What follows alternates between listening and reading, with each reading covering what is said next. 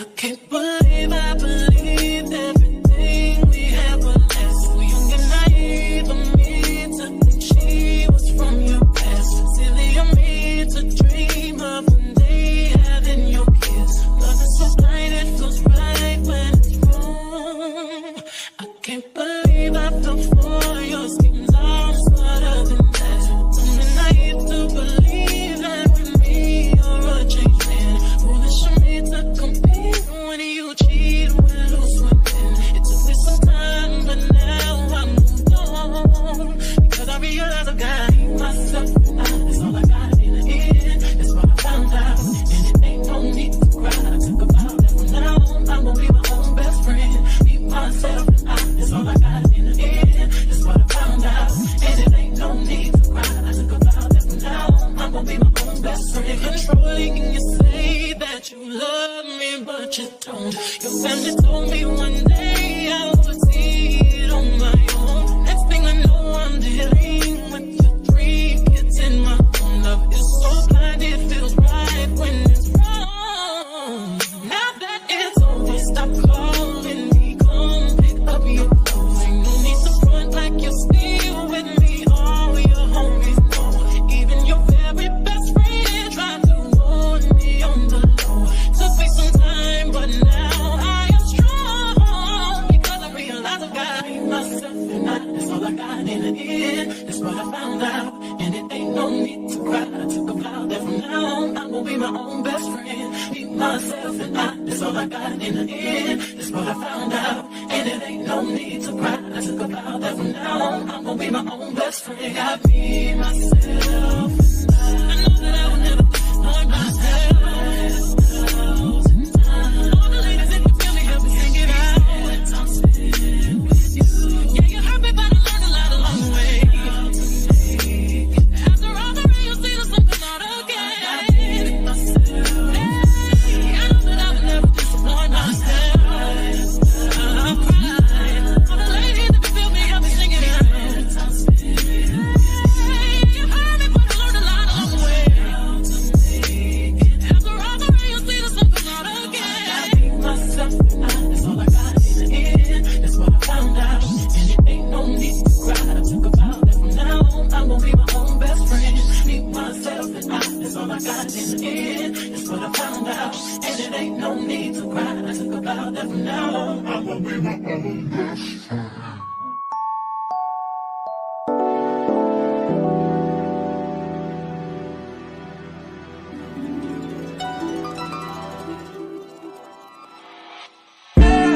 Tell me, fellas, have you seen her? It was about 5 minutes ago when I seen the hottest chick that a youngin' never seen before. I say, yo, tell the girl I wanna meet her. On second thought, that ain't the way to go. I gotta give her game proper, spit it so she get it. There she is, I gotta stop her. Or should I talk about a smile? Or what about a style? I'm out of time, she's out the door, I gotta go for mine. Or should I talk about a smile? Or what about a style? I'm out of time, she's out the door, I gotta go for mine. Cause the girl say, oh yeah.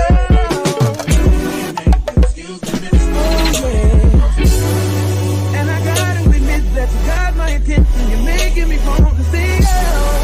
I know you're trying to leave this. I said I dance with you. How I love you, keep you here with me, yo baby. Now so they grab hold of my hand, and let's pretend the flow is ours. You say you don't really dance. Just 1, 2 step, 1, 2 step. Now with the music is moving too fast, now my head a little tired. Don't be afraid to move a little closer. Girl, there's something about you that makes me wanna say yeah.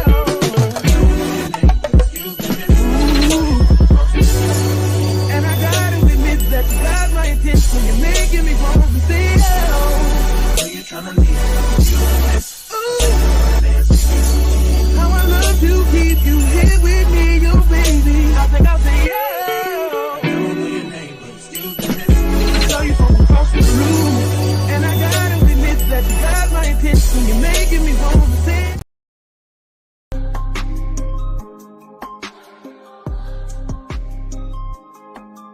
grown and sexy, but clean sometimes. That's what's up. We didn't say it was a family show, so there's that. Wait, are we with that? Well, this or that? Are we? I don't know. We all over the place. Had to come out of retirement. These knees they was snap, cracking, and popping, like a Rice Krispie. But we made it do what it do. But I did take a couple ibuprofens afterwards, though. All right.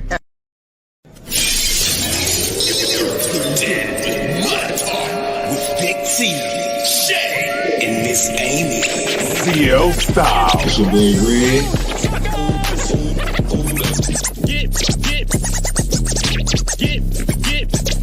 I'm loving the studio. Like, as soon as I walked in, I was like, this is it right here. I just got into my element. So I'm loving it. I just really enjoyed listening to Jamil. It was just a great conversation. I mean, this is good. I'm like, okay, this is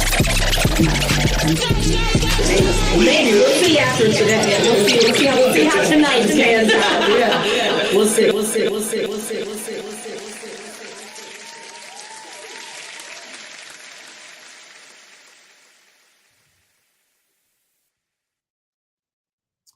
Yo, what's good, y'all? It's your homie Big T. And I'm Shay Renee. Hi, Miss Amy. And it's your co-hostess with the mostest, CL Styles. Hey, and you are officially tapped in and tuned in to the hottest podcast that brings you the latest in music, news, and fashion and keeps our ears to the streets. While you grind and shine. Hey, so it's Friday.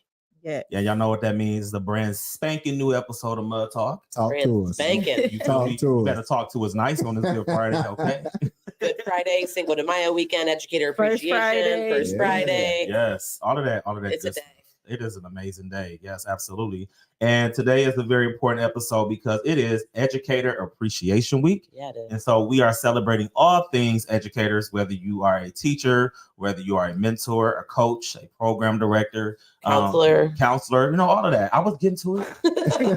I like how you put everything but first. It's okay. I was getting to We're it. used to it. It's okay. It's okay. You gotta include the moms. We're educators too. Yes, you do educate at home. No, I let the school do that. I educate everybody else's kid. Yeah, true. Big facts. So, but like we said, it is Educator Appreciation Week, and we have some very special guests who are going to be tapping in with us a little later in the show. We have Rise and Shine Academy's Dr. Calvin and Tashlai Burney are in the building, and so we are super excited to talk to them about their roles as educators, and then we also collected some questions to ask them. We reached out to some community members who are parents or just community members in general who has some questions that they wanted to ask. And so we're going to be sitting down and talking with them and discussing all of that. So, but before we get into anything, how's everybody feeling today? I'm feeling okay. I was a little stressed all day, but we're here. We made it. Absolutely. Miss Amy, how you feeling? Oh, it's been a day.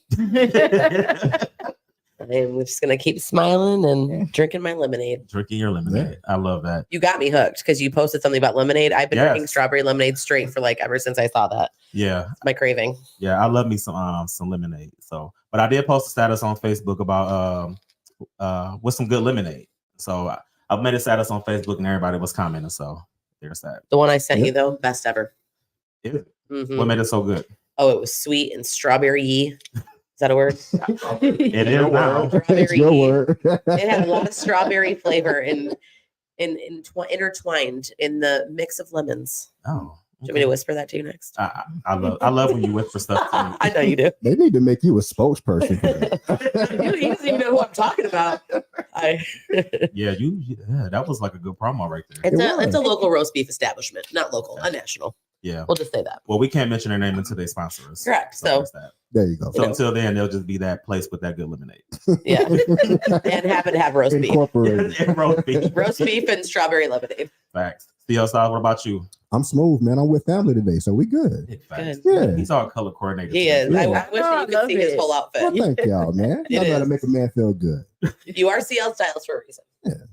True. We're gonna post him on our page later. Come on with Yes, we are. Come on now. Yeah, we gotta take a full. We'll do a whole photo shoot. Let's do it. We gotta take a full body picture of you and post it on and the custom shoes. Yeah. From the shoe. We're gonna do some mud talk ones. I told you I want some Tims. Yeah. I don't want Tims. We'll do some mud talk ones. I want some Tims too. We should all get some Tims for real. I don't want Tims. You don't want Tims? I want You gotta get you some butters. I want Jordans. You know how white girls and their Uggs are. White desert is crazy word. I don't like Uggs. Second of all, I want Jordans. Or I want something that's not. She want her Air Forces. She finally gonna hit them. That's fine too. White or black? You'll get some white forces or black forces. I'm gonna custom design them to be Mud Talk. Okay. So I guess that would have to be. But they got to be white. Don't get. Yeah, they have to be white first to custom. Because the black one's gonna be like you trying to kick somebody's door down. Yeah. Well, the way I'm feeling today, watch out. I might. Depends on the situation, huh? It was white for sure because that's how you customize them. Yeah. I want some Timbs. Me too. I said we do it. Yeah, I want some Timbs. Let's I pick a want some day. black ones too. Oh, some black Timbs. Can you customize black shoes? Yeah. Okay. Yeah. I could do, bright colors on I them. could do purple and black. I do like that. Could match my office. I like pink. Janelle said, "Tell Amy to customize them at Craig's shoe class." Yes. So you should. I did go to Craig's shoe class and it was great, and I would totally do that next time. You So should. I will. I'm so jelly. I should have got an invite. Well, you always have an invite. It's Next an time, open let door me know. policy. It's an open door policy. I'll be there. Yeah. I mean, how can it be open door when you don't tell us? Right. I mean, told me. It'd be your own I people. saw the picture. Well, congratulations. Let me rewind this. I personally asked him because I wanted to help one of our local co-hosts with his class. So I specifically said, "Where is your class? When does it start? And when can I come?" She did. Did you guys do that? That's so sweet. We shouldn't have to. Just wondering. Just wondering. He should tell us if we're trying to Stop support. that talk, Amy. We could have mud talking. I went above and beyond just to She's make just trying sure. to butter you up so she can get them custom made. I'm not trying to butter. That was She's gonna get those the anyway. truth of what happened. Is it We're not? gonna get those anyway. I'm getting them anyways, but Yeah. that's the truth of what happened. We could have got a mud talk. Just like I did with your program, too. X'd out the picture. Never. It be your own people. All right, y'all. Let's go ahead and get this show on the road. Y'all know we can't start anything until we do what's called Big T with the T. Oh. Oh, I'm sorry. Don't worry, shit. I did the same thing. This is what happens when you miss. When you miss the show. Let's try that again. He got it last time. Yeah. We're gonna try this again. Let's try it again. All right. Okay. So y'all know we can't start the show until we do what's called Big T with the T. Talk nice, to me. girl. You better talk to me nice. Saying. All right. So Big T with the T is where I give you all the latest in music news and gossip and everything. And we're gonna go ahead and start this tea off with Britney Spears. Oh, Lord. Yeah, let's go ahead and get into it with Britney Spears. So Britney Spears was actually sent to the hospital on Wednesday. Britney Spears got into a huge fight with her boyfriend Wednesday night. And all of our news comes from TMZ. She ended up out of control, crying, possibly cut, and almost driven away in the ambulance. This comes from TMZ. Britney got to the Château Marriott late Wednesday night with boyfriend Paul Solis, and there was some sort of disturbance, and someone called the police, claiming a woman matching Britney's description was harassing and threatening hotel employees and guests. Officers showed up shortly after 10:30 p.m., but they saw no signs of trouble and they left. TMZ was told that Britney and Paul retreated to a hotel room around 11 p.m. where they continued partying and drinking. While they were in the room, they ended up getting into a huge altercation that TMZ was told turned physical, and Britney may have hurt her leg. They were also told that Britney was screaming and out of control in the hallway of her suite, and several guests thought she was having a mental breakdown, so paramedics were called. The paramedics arrived around 12:40 a.m. They made contact with Britney, who was walking out the hotel with a pillow and blanket wrapped around her. She was crying. She did not get into the ambulance. She refused service and ended up leaving with her security and not her boyfriend. I didn't even know she had a new boyfriend. Yep. Where'd this guy come from? Is this the same one that was in the videos of them ironing together like a month or two ago? How long did it say how long they were together? It did not, but I'm going to assume it probably is. Yeah. I'm just trying to figure out, is she wearing a diaper? No. That's a blanket. Or no, that might be those little. Remember, she was doing the dancing videos in the little white bikini. Dude, if you follow her on Instagram, she definitely dances around in the most tiny clothing possible, which that's why that looks kind of big. I think so, I think that's the blanket and pillow from the hotel. But underneath, I think it might be one of her little skirts that she likes to dance in. I like Shay's answer better. I like a diaper. Yeah. It might be. I don't know. Yeah, I feel so bad for Britney. Some people just shouldn't drink. Facts. I didn't think that was the tea. The tea I saw recently was that like they think that she's about to go broke. Like she's going on mad spending through like all the money she had from the conservatorship or whatever. Yeah. That she's spending like millions on these vacations. So it said they were on vacation, right? Somewhere. Yeah. That she's just keeps going on vacations and spending millions, and she's just like burning through all the money that she has and they're worried that she's going to go broke, which I didn't even know about all of this. This must have happened after the going broke stuff came out. Yeah. So sad. Yeah, it really is sad. So I hope Brittany is able to recover from everything, get help. Yeah. So, all right. Well, in other news, let's talk about Tiffany Haddish. Oh, Tiffany Haddish has said, let's talk about Big Tiff. Big Tiff is letting you know if that you troll in her comments, she will find you. So Tiffany Haddish isn't turning the other cheek when it comes to trolls online. Instead, she turns the tables, admitting she actually tracks down folks who hate in her comments. The actress and comedian spoke with the LA Times in an interview published on Thursday, and she touched on all the negative energy haters have thrown her way. Something that appears to get to her and which she actually retaliates behind the scenes. Haddish explains that her comment section is full of bullies and they've amped up their attacks in recent months. So she says she started using a cheap background check to find out contact information and other dirty details for her social media bullies. Tiffany Haddish says she even made a fake account to find out personal information about her trolls before getting some of their phone numbers and calling them. A move, she says, leaves them shocked a lot of time. Tiff says she also pulls their credit reports, police records, and everything. She's coming with everything. That's dedication. Y'all better play where it's safe. Okay. Because Tiff's not having it. She says the reason she does this is to let people know they can't just say whatever they want on the internet without consequences. She says it serves as a reality check. Yeah. She needs to get a different hobby. She needs to go into a different profession at this point. That too. That She needs to too. be an FBI agent. I'm just going to say therapy. That too. That too. Can you imagine? Can we troll her and see what happens, please? Like, I want to see if we get her to call. I would love for her to call. Hey, can we do a live on Mud Talk? Yes. Yes. Just have her call. Just troll her and see if she gets a hold of us. Yeah, have her call the Mud Talk number, and we'll be like, "Hey, Tiff," and just have her do a full interview with her. We just have to make sure it's one of us that doesn't have bad credit or a bad criminal history, because I'm not trying to have her come at anybody. I don't want you to air my business. It's not on air. Man, but yeah, shout out to Tiff, man. That is definitely dedication. Yeah. So, Good for you. yeah, good for her. Solid. All right. In other news, man, so these NBA finals is getting pretty crazy, and we're going to talk about Patrick Beverley.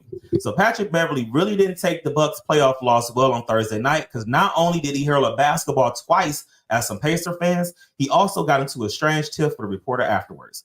So Beverly's bizarre antics all started with about 2.5 minutes left in Milwaukee's Game 6 loss in Indianapolis, when for some reason he chucked the ball at a female Indiana supporter who had been sitting a few rows from the Bucks team.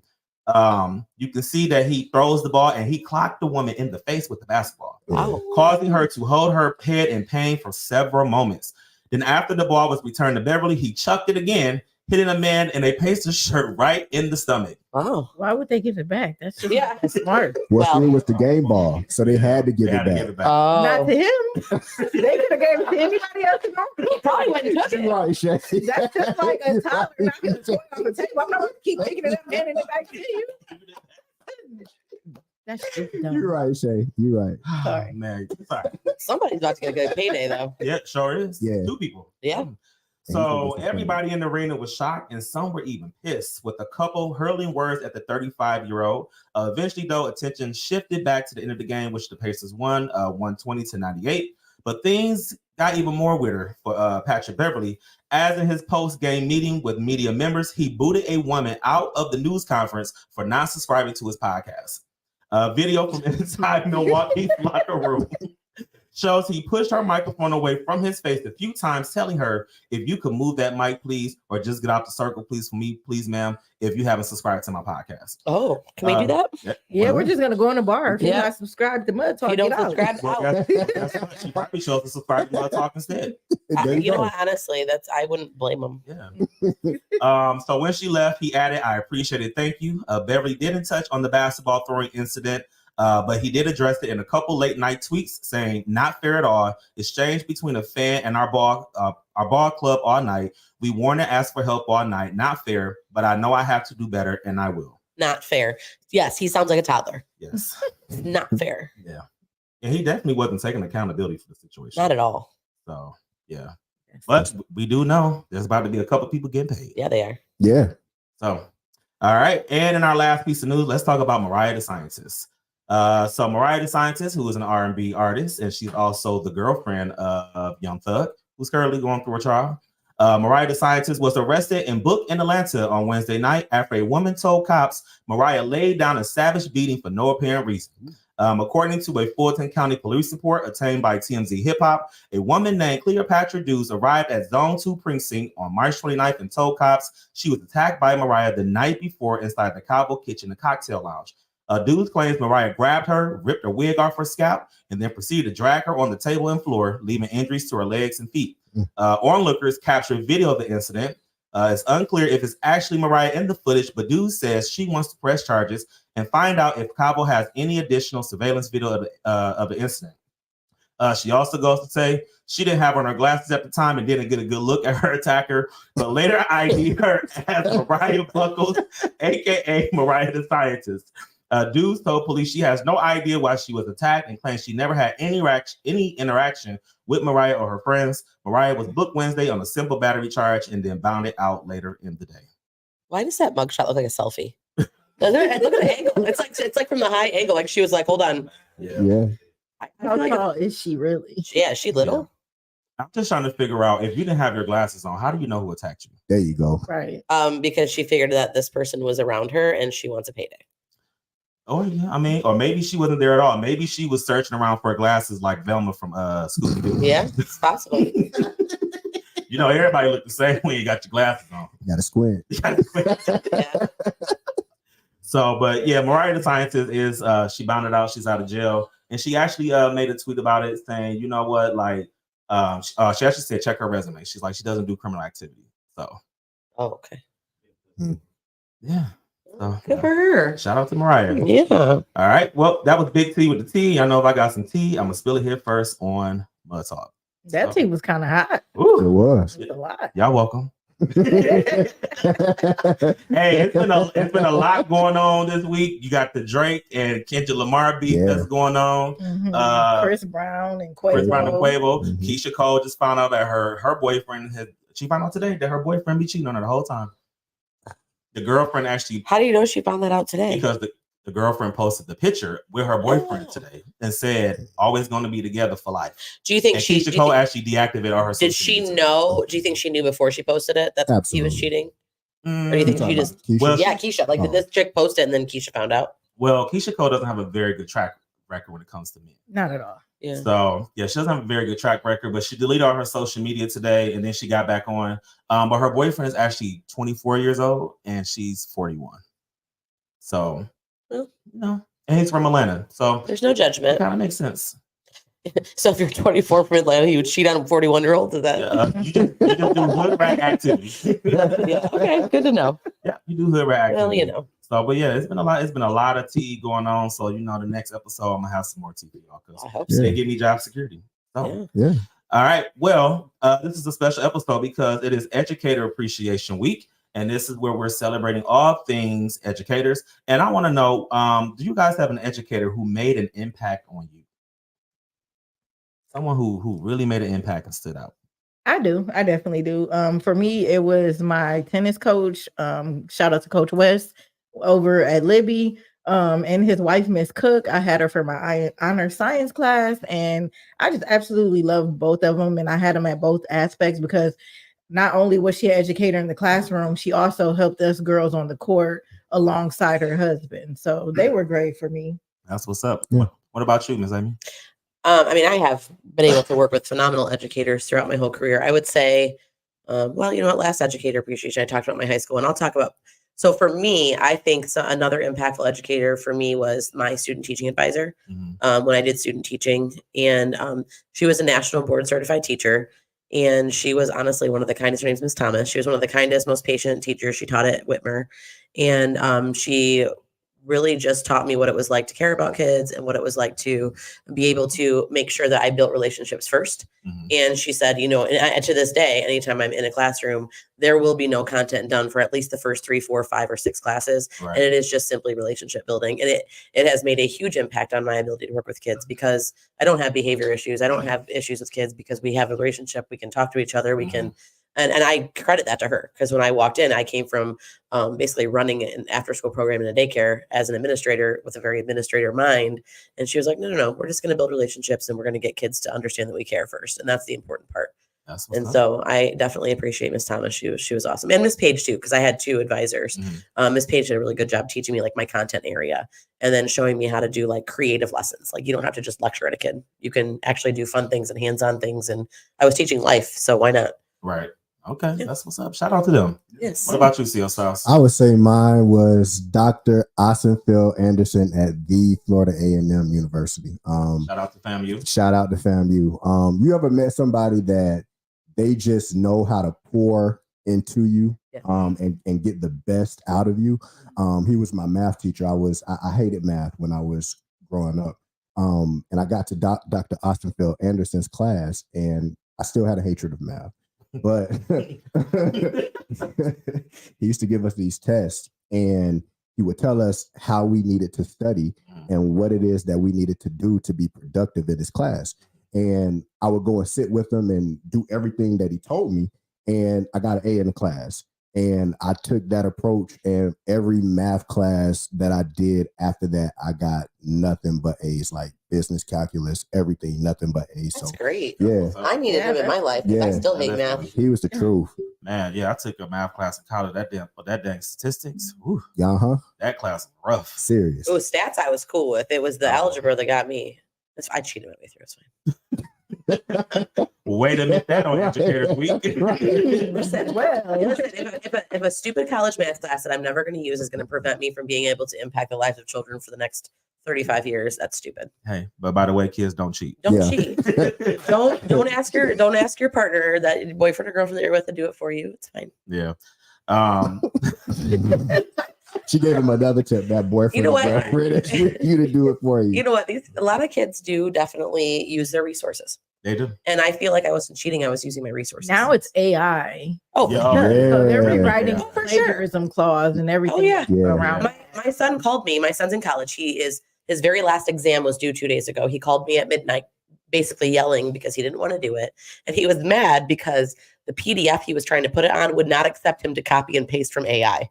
And I was like, are you really calling me at midnight to tell me you can't cheat on this exam? He's like, well, he doesn't care. I was like, oh, okay. I just need you to finish the exam because you literally are going to graduate in August. You have an internship left. This is ridiculous. To this day, he is yet to finish it. So I don't know what that's going to do. Well, I hope he finishes soon. Well, he better, because there were some very choice words of me getting in a car and driving to Cincinnati tomorrow. And if it's not done. So the professor did extend it and said everybody had till the end of the day Sunday. Oh, that's so good. Okay. We'll see. No celebrating Cinco de Mayo, sir. Yeah. Yeah. Unless you get it Well, done. you know what's tough about that is his birthday's on Monday. Oh. So let's Yeah. get it done. So you can just say, yay, for my birthday, So I'm he done with might as well college. get it out the way That's tonight what I or told him. tomorrow. Right. Yeah, he can have the rest of the week. Brett, if you're listening, you better listen to them, please, because you Hello, don't listen Brett. to me. Yeah. Get it done. I don't know if we can talk her out of not coming. Yeah. She got a mind made up. Already. You want to Car hear? gas stuff and everything. Yeah. I saw it on the way Yeah. in. Shoot it. She is on full. 4 years of college, you don't need to throw that away for one exam you can't use AI on. Big facts. Like, let's Yeah. just. Yeah. An educator that made an impact on me was actually my 5th grade teacher, Miss Johnson. So Miss Johnson, I had her we were able to switch classes in 5th grade.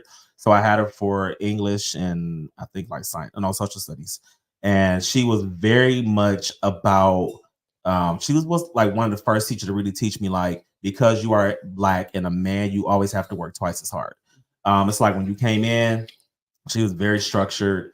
She pushed us when it came to academics. And she did all the cool stuff, spelling bees and she just wanted us to have better. And she truly poured into us. And she, we did field trips while all the other classes were inside. She was like, no, I need my kids to see other things. And she was actually one of the first teachers to take us to the University of Toledo. Nice. And so she just did all these different things to help us see the future.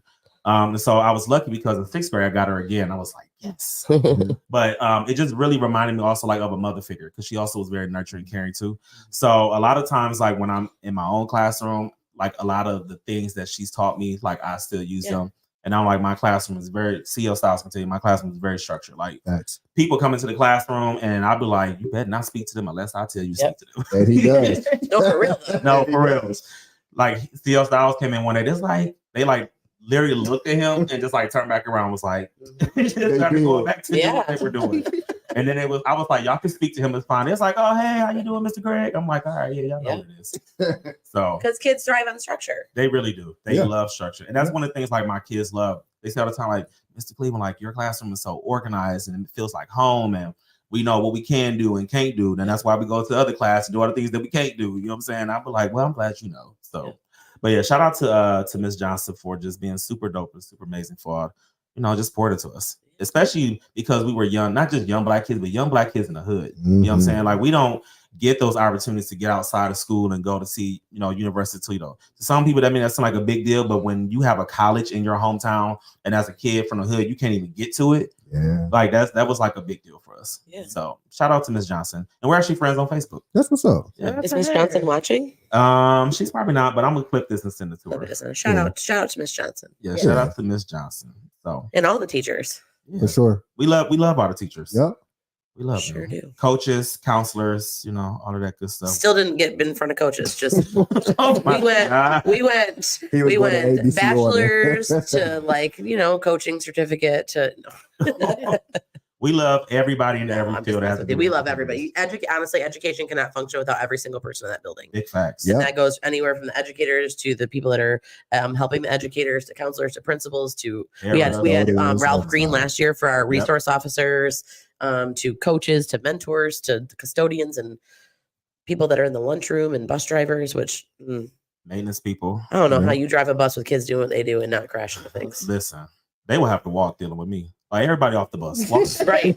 There'd be a lot of pulling over. I'd be like, this bus is not moving until you stop talking and moving. Don't make me turn this bus around. Yes, that would happen a lot. Call your parents. Just come pick them up from the corner. Honestly, I think my driving would probably scare them enough to where they would just. I can barely handle my own kids in the car. Exactly. So don't give me screeching and no way. All right. Well, speaking of educators, Miss Amy has a special mental health moment for us for our educators edition of tonight's show.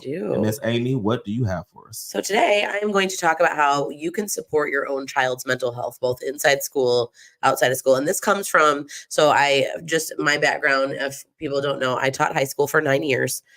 Before that, I ran a daycare and after school program, and I've been doing counseling inside of schools for the last 13 years. So a lot of this just comes from my experience in teaching kids, but mostly like in my office working with kids as a counselor. So number one, recognize that children can and do have mental health struggles. And I think it's really important because I think as adults, sometimes we tend to minimize the fact that kids don't have problems because they don't have adult problems. But the fact of the matter is that kids can worry, they can have anxiety, they can have depression. And when you tell a kid, well, what do you have to be anxious about? Or what do you have to be depressed about? You don't have whatever your adult problems are. You're simply minimizing their feelings. And what you're actually doing is you're shutting off that lifeline that they have in you, because they won't come to talk to you because you've minimized their feelings. And therefore, when that happens, they might not come to you because they're afraid you're going to be upset with them. They're afraid they're going to get in trouble, or just simply that you don't support them. If I had a quarter for every time a kid says, I don't think the adults in my house support me, and it's just simply because they have minimized their feelings, I would be a rich woman. And that's unfortunate. And I know sometimes as adults, we think our problems are the big problems, right? We tell kids, oh, enjoy it now because wait till you're an adult. But they have problems too. It's just in their own way. Yeah. So make sure you don't minimize those. And if your child's having strong emotions, remind them that their emotions are natural. It is okay to feel all of the feelings, and it's important to not minimize that as well. If kids need to cry, allow them that space. And I understand that there's limitations to that, but when you deny a child the ability to cry, you tell them quit crying, toughen up, especially with young men, young boys, it just causes them to push everything down in, and then it comes out as something else like anger. And the amount of kids that are also in my office telling me that it is not okay for them to cry, and for me to finally look at them and give them permission to cry, because in their house they've been told to stop crying, don't cry, don't, and when in reality we need to allow that. And I understand. I mean, I have kids, and I can say before I became a counselor, I told my young son, at least my oldest son, maybe not my youngest son, hey, quit crying. Like, honestly, you're driving me nuts, stop crying. But once I realized it was a thing, I just made a boundary in my house. Like, I'm fine. If you need to have a moment to cry, you may go in your room, you may go in the bathroom and cry, and then come talk to me when you're done. And then we can talk it out or figure it out. Because by telling him to quit crying, I was just turning it into anger. That's real. So make sure you encourage them to allow them to cry. Because if you don't, it will come out in a different way. Encourage them to be able to talk to trusted adults, and never discourage them from talking to those trusted adults. I get often will have kids tell me, I can't talk to you. My mom said I'm not allowed to talk to you because I'm not allowed to put my business out there. I get it. I have 3 kids. I don't know that I want my kids running around telling them people about everything that happens in my house. I don't know if it's a fear of judgment or whatever it is, but I can tell you this, as a counselor, I am not here to judge you. I am not here to try to take your kids away. I am simply here just to help you and help your kids. Now, obviously, all educators have mandated reporting, so that would be like abuse situations. But as long as you're not abusing children, I'm legally not allowed to tell anybody. And so by discouraging kids to come talk to me when they really have a need to talk, we're just doing them a disservice. So just don't, allow it. It's okay to tell, the things that they can and can't talk about, when it comes to certain things, but allowing them to have the open space to be able to talk to the professionals, trusted adults, teachers, counselors, and things like that is really important for them as well. Be aware and observant of your kids' emotions and bodies. Let me explain that for just a second. So, watch your kids' emotions, be aware and understand when there's changes in emotions, understand when there is emotions that are, when we're going from being really, really like happy all the time to all of a sudden we're sleeping all the time, crying all the time, angry all the time. If there's sudden mood changes, be aware of your kid's body. I'm not saying go check your kid's body all the time, but if you notice that your kid's like only wearing long sleeves and it's 100 degrees outside, check that, because there could be a reason. A lot of times kids will try to hide self-harm and things underneath sleeves or, bracelets. I mean, I know it's a thing that we were like the whole long sleeve of bracelets, but the other day I looked at a kid, I'm like, why you got so many bracelets on? And they were like, oh, well, and I was like, what's underneath the bracelets? No, nothing like that. Okay. And it's just a simple awareness. And I will say, just as a side note, just some things I've learned. If you do suspect that your child is self-harming, I can tell you, and they look at it and you ask them, and they tell you it was a cat, dog, something scratched me. Just know that cats and dogs don't scratch in equal vertical lines. It's always all over the place, because I have a lot of parents who say, oh, no, it was just our cat that scratched. When in reality, there's 20. If you have a cat that talented to be able to, and I know it sounds kind of silly, but honestly, like those are the kind of things that they kind of will dismiss those. We can't dismiss that. But it is okay to ask and be monitoring that, making sure that you're checking for those kind of things, checking in with them. And if you do notice that they are having some things going on, if they're having thoughts of suicide, self-harm, please make sure that you get them professional help. It is very important that they do get help. If you're somebody who's religious, I do hear a lot, like, it's okay, I'm going to take them to the pastor, they're going to pray over it. And that's great. If you're religious, have your pastor pray over them. Most pastors I know are not licensed mental health professionals. Spending more time with your kids is great. I'll have parents who will tell me, well, I know they're having suicidal thoughts, but I'm just going to spend more time with them. Also great. Not going to help suicidal ideation. So make sure that if they're talking about specifically harm to self, harm to others, that you get them help from a mental health professional. Spending time is great. Praying over them, if that's what you do, great. But make sure that they get professional help as well. Talk about positive coping skills often and model them as best you can. So if you're talking about these positive coping skills when they're not feeling upset, then when they are feeling upset, you can kind of remind them of what we do when we get upset, when we're having, mental health struggles and things like that. And if you're modeling themselves, then they're going to see you doing it. And they're going to want to do it as well. And if your mental health is not good, one of the best things you can do for your child's mental health is get your mental health in check. Absolutely. It's very difficult to be able to have your child get the mental health help if you're not modeling those same things at home. And this is just an educator thing in general. And I'm sure, those of us in education can agree, all behavior is communication.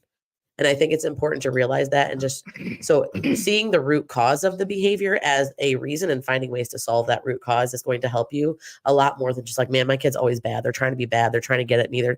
I would say majority of the time, they're not trying to be bad. They're not trying to get at you. They're not sitting in their room plotting how they're going to ruin your life. What really they're doing is they're trying to communicate something that they can't communicate, or they don't want to communicate, or you haven't left the line open enough to be able to communicate. That takes me back to when we went to the Toledo Forum, the mayor forum that we went to. Yeah. And Randall Parker said, anger that cannot be communicated becomes demonstrated behavior. Yeah. Yeah. So if they can't communicate how they feel their anger, they're just going to act it out. They're going to demonstrate it. And instead of looking at your kid and be like, you're so bad all the time. Yeah. Hey, what's going on? You've been really angry today. Like, is there something I can help you with? What do you need to talk about? What's going on? And just trying to get to the root cause of that. And then finally, work on creating a home as a safe space for your child to be able to talk to you, even if you don't agree with what they have to say or what they're sharing. Try to listen in a non-judgmental way, truly. I'm not saying that you have to agree, but if you listen empathetically, that doesn't mean that you're encouraging them that to do certain behaviors or have certain things, but they at least know that they can share their perspective with you. And then you can have the ability to talk to them about certain things. And I can say specifically with some of the kids I've worked with that are from the LGBTQ community have a very difficult time being able to share with their parents because, I mean, literally your kids want to tell you things. I can tell you that right now. From 23 years in education, your kids want to tell you as their parent everything. Absolutely. But if you don't create that safe space, they're not going to feel like they can. And I see it, the biggest struggle with kids in the LGBTQ community. And they feel like I need to be able to communicate that. You may not agree. That might not be part of what you agree with, but your kids want to tell you and they want you to hear them. And they want you to be able to talk them through whatever it is they're going through. Absolutely. That or anything else. So that's what I got. All right. Well, thank you, Miss Amy, for those amazing tips. We appreciate you so much. And remember, we always have at the bottom of our screen, if you need mental health assistance, you can dial 988 to get connected to a mental health care specialist. And as you know, like we say here on Mud Talk, you can always slide in our DMs. If you want to talk, if you need some help, always slide in our DMs on Facebook at Mud Talk Podcast on Facebook, or you can email us on Instagram. Yep, and Instagram as well too. Or you can email us at 419mudtalk@gmail.com. I am 100% happy to help anybody that needs help with like mental health or has questions about mental health struggles with kids. That's a passion of mine. So please, please, please slide into the DMs and ask. I am happy. I will answer you personally. I promise. No, I'm not going to, I mean, I might start charging if it's like some days and hours, but no, but I definitely will answer you because I know that that's a struggle we all have. And honestly, we're all here because we care about kids. Facts. So, all right. Well, thank you so much, Miss Amy. We appreciate you. All right. Before we go to a commercial break, you know, I love to follow up after Miss Amy because I always come with my tips for tea.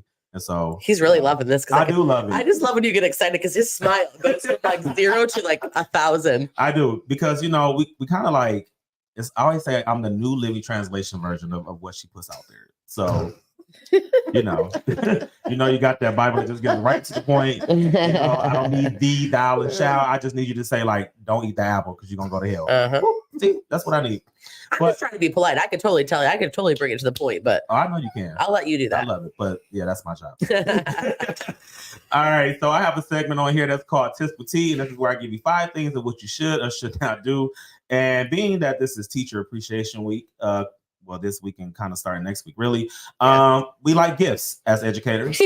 So give me some presents. I take Cash Apps. So Apple Pay. Gift cards. We can throw those Cash Apps and Apple Pay up there if we need. We sure should. We should. But there are us. Yes, but there are some gifts that we absolutely don't want. Yes. Okay. So today's Tips with Tea is 5 appreciation gifts to not give teachers. All right. Tip number 1. Don't give your teachers any re-gifts. So you done found that $5 Starbucks card in your junk drawer that you haven't used yet, and you think that that's going to be a good gift to give your kid's teacher or your favorite teacher, save it. It's not cool. And just that Starbucks in general. Yeah, well, that part. I don't mind Starbucks. I was telling T when he was telling me about this. I went through my desk drawer after 13 years of working in the same office. The amount of money on my Starbucks now from all of those that just got kind of thrown into a drawer. Not that I don't appreciate them. But I don't love Starbucks that much. Like Tim Hortons?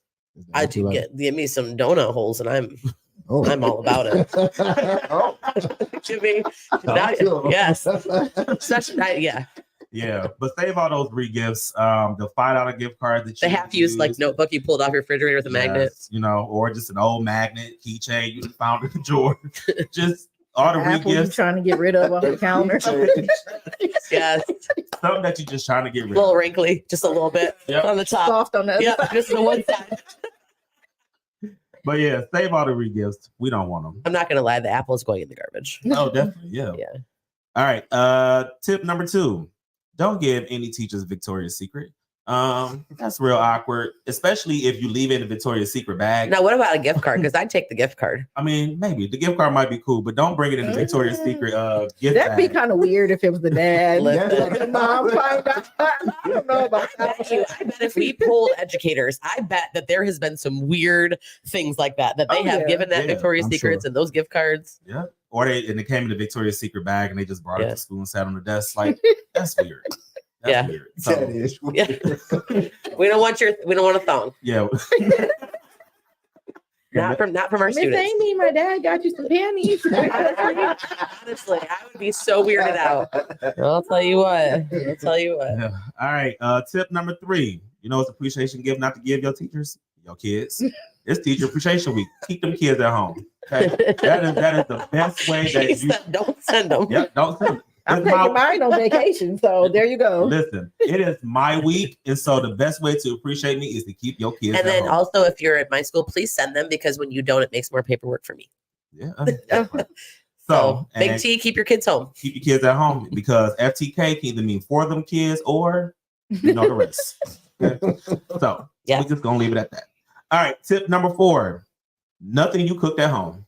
Oh my God. Or said that your kids helped you with. Yeah, I don't want nothing you cooked at home because some people have cats and some people let their cats lick the spoon, the bowl, cat hair Lay flying in the around. bowl before you Or go. their child who is like in their nose or like touched their face and then Yeah. touched your food. Or like to play with their feet while they're watching TV and come straight in the kitchen. Or and the help people you. that let their dogs kiss them in the mouth. I'm going to be polite and I'm going to say thank you for this nice homemade unwrapped cupcake that you and your parent has made, and it will promptly go into the garbage. Not because I don't appreciate it. Yeah. Would you wait until you'll wait until? Oh, I always wait till the Yeah, end of I the day. usually wait till- Honestly, I wait till the end. I'll leave it on the desk till the end of the day, and Yeah. then when they come ask how it was great. So do you regift it? Yeah, you better. You take it to the teacher's lounge. I take. Right, put it on the table. I legitimately have. There have been some teachers that have been like, "Hey, so and so's parent made these or cookies. You want some? Nope. Nope. Don't want your regifted cookies. You don't want to eat." No, yeah. So go ahead, put them in the trash. But yeah, we don't want nothing you cooked at home. Okay. All right. And the last tip, and this is for the parents that have crushes on their kids' teachers. Don't give your phone number to your kid's teacher because you're trying to get a little booty call. Okay. So you know it's inappropriate, it's weird. Don't do it, and especially don't be trying to find them on social media. You know what I'm saying? Well, no, you can find us. Just you can't. Don't be trying to slide into But the that was DM. my next question. What if it's after school hours? No, don't do No. it. Because then y'all break up, things can just go left. Just becomes Doesn't need to weird. be until the kid is out of the school. There you go. Although After they graduate. I have had some parents offer to pay my light bill. I mean, there's been some good offers. I've Pork been chops. no. Not that I'm aware of. No, pork chops. chops. No pork chops. But I mean, you know. Yeah, Yeah. so we should add that as number 6, like no pork chops. pork Go chops. watch the last episode. Yeah. So we should talk about what they should give, though. Do you have that? Because this is actually legit on the internet. Like, what do Oh. teachers actually want? So, Big T, what do you actually want? Wine. Yes. And Yeah. no kids. And no kids. Yeah. Keep your kids So at home. basically, he just wants summer vacation, like right now. Let's We can bring start. Yeah, we can start All right. now. Right. Last day of What would school, you bring all want? the What would be gifts. good? money. He said, Money. cash at me right now. Yeah. Yeah. So you would have taken him up on the light bill offer to pay the light bill. No, I wouldn't. I don't want anyone paying. I said the same thing. I just said that's funny. You don't have to pay the light bill, then you can work on something else. Yeah. I honestly, truly, the most genuine gift that I love is when a student gives me like a genuine, not prompted by their like, you better write your teacher or counselor a nice note. When they give me a genuine like note from a parent or from a kid that says like what they appreciate. I love getting them from parents. I love getting them from kids. Honestly, the ones that come from parents, I think I appreciate more because kids will write you cards a lot because they just do that. But I think that when a parent writes you an email, you know what? Even better than that, email that teacher's boss and tell the boss exactly why you appreciate that teacher. That's clutch, yeah. Yes, I like Do that because Yeah. that you know, or and again, in my school, there you can nominate teachers for like a teacher of the year award, or you can nominate them for like of the month. You can do that. That's If cool. they have those nominations, do that because Yes. that's the kind of stuff for me. Like you, I mean, wine's fine. I'm not going to complain about wine, but for me, like with what I do, I have a warm fuzzy file. So anything nice I get from parents, teachers goes in there. And when I have a day like I had today, I pull it out. I just pick something out of there, read a couple of them, and it just kind of helps everything feel better. Janelle said, buy Craig some Crayola paint because he buys rose art. Well, there you go. Wow. Wow. So that's a good point. Name brand school supplies. yes. I feel like if you're going to buy school supplies, Yes. Yep. not Rose Art. Not rose art, please. I'd say Do you give really use Rose Art? You know I don't use rose art. That's Janelle being Janelle. You know I don't use I rose have art. never witnessed this personally, but I've never worked specifically with you. So You know I don't use well, rose I'll art. believe you for now, but The evidence that it's Look, still. all I know is if I up start here. seeing kids paint falling off their shoes or chipping away, we know what it is. Yep, I'm thinking it's that rose art. It's that rose art. Shay, what would you want? I said a gift card to a spa or something. Yeah. Like relax. Yeah. Something to just chill and relax. I agree with that one too. Might make the week better. Not like it has to be an appropriate spa though. Let's be real. Otherwise, no happy time. Yeah. Be anything at the end. Yeah, don't try a full body massage, a foot massage, all of that. Like, what do we got up here? We got Pasha Carter said Jamba Juice, Chipotle gift cards, watercolor paint, and watercolor paper. Ooh, I love some watercolors. Yes. So school supplies, tissues. Please send in a box of supplies for like tissues for me. You know, that's what kind of stuff I appreciate too, is when parents will drop off things like tissues, feminine products, deodorants, things that we can give out. Because I buy a lot of that stuff out of my own, like chapstick. Yeah. That stuff I buy out of my own pocket. So if you can donate those, then we can help our kids be able to hygiene, smell better. I just say, and next week for Educator Appreciation Week, just buy me a drink every day of the week. Yeah. Monday. Just cash out you a little bit, drive by it for or you. even in person. And that goes into the weekend too, because remember, it's the whole week. Well, we got this weekend. You get the whole week, and then you got to have the weekend following. You got to tell them the drink of choice so they'll know. My drink of choice is usually either a Long Island or a margarita. And no vodka. No vodka. Don't give him any vodka. Stay away from that vodka. Yeah. So there, we gave you some ideas. That's what educators really want. Yes. So, all right. Well, that was Tips with T, and that was 5 things on what not to give educators for Educator Appreciation Week. All right. So, all right. Well, we are going to go ahead to a commercial break, and when we come back, we have our guests, Dr. Tashlai and Dr. Calvin Burney, are in the building. So we'll go ahead and do that, and when we come back, we're gonna go ahead and get into it. Keep it locked, y'all. Yep.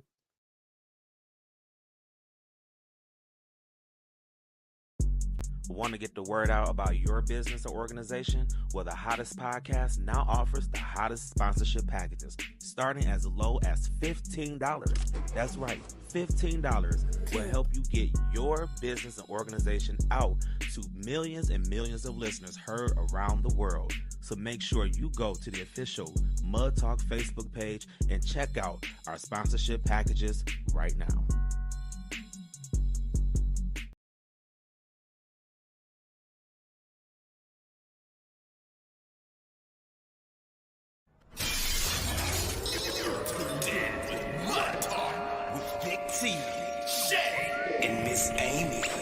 Mud Talk is the only show that brings you the latest in music, news, and fashion, and keeping your ears to the streets while you grind and shine. Hosted by Big T, Shay Renee, Amy, and your boy Red. Be sure to tap into Mud Talk every single Friday, starting at 8 p.m. live on Facebook and YouTube. And catch us the next day, wherever you stream your podcast.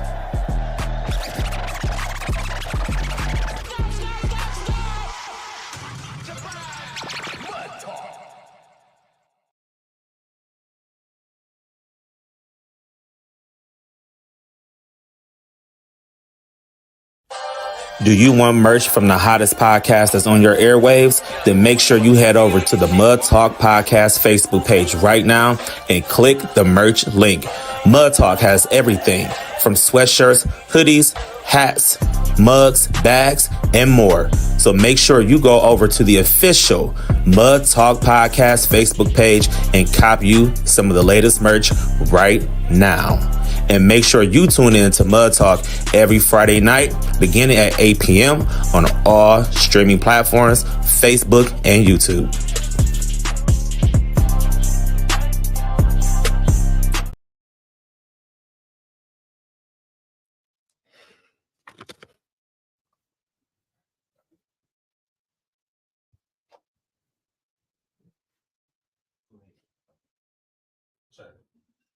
All right, we're back. Thank you for joining us again.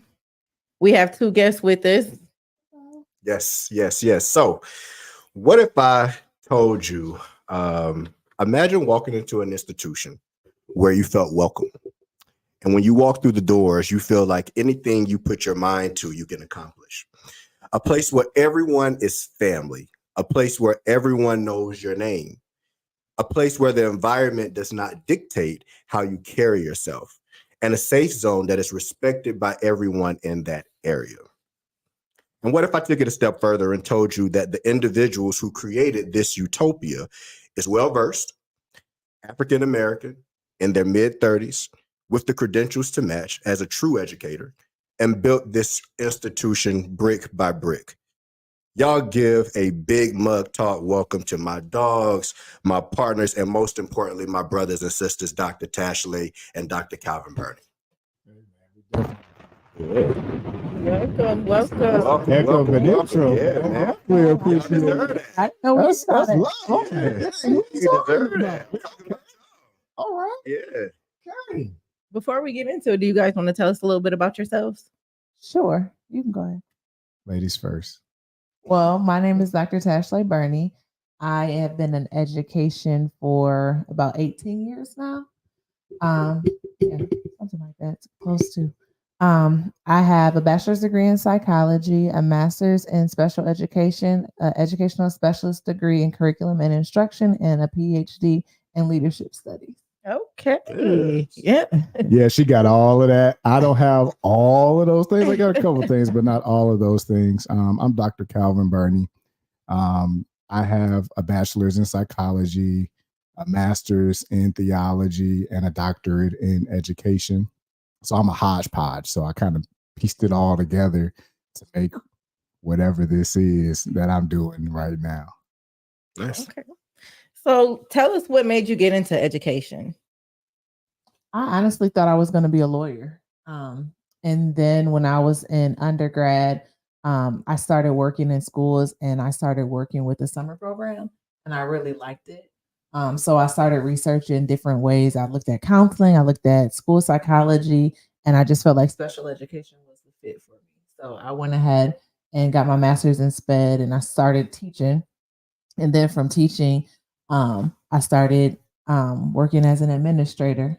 My grandmother had I was at one school as an administrator, and my grandmother had started Rise and Shine, and it was in its first year, and she asked me to come over and help.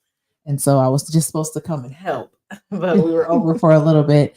And then I called, first I called Craig, and Craig came over first. And then when Craig got there, I called Calvin, and I'm like, I can't do this by myself. We have to do this. Okay. So I was a little bit different. My mother was an educator. She started a preschool when I was born, and I won't say the date. He told us like the mid-30s, so I'm not going to date myself per se.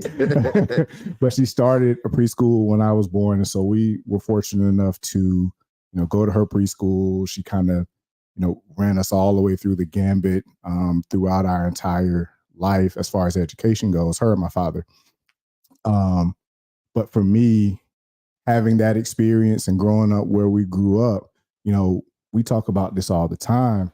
It makes no sense to live in a neighborhood or live in an area where your education is different from the person who lives right next door to you, right?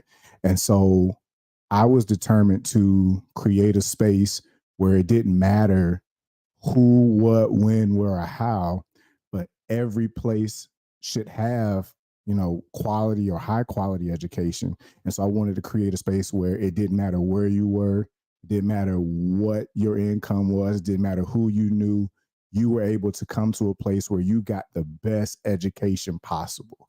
And so that's what got me into education, and that's what's keeping me there. Okay. Break those barriers. I like That's that. right. Yeah. So we have, I think that Mud Talk is a area where we give a lot of game, right?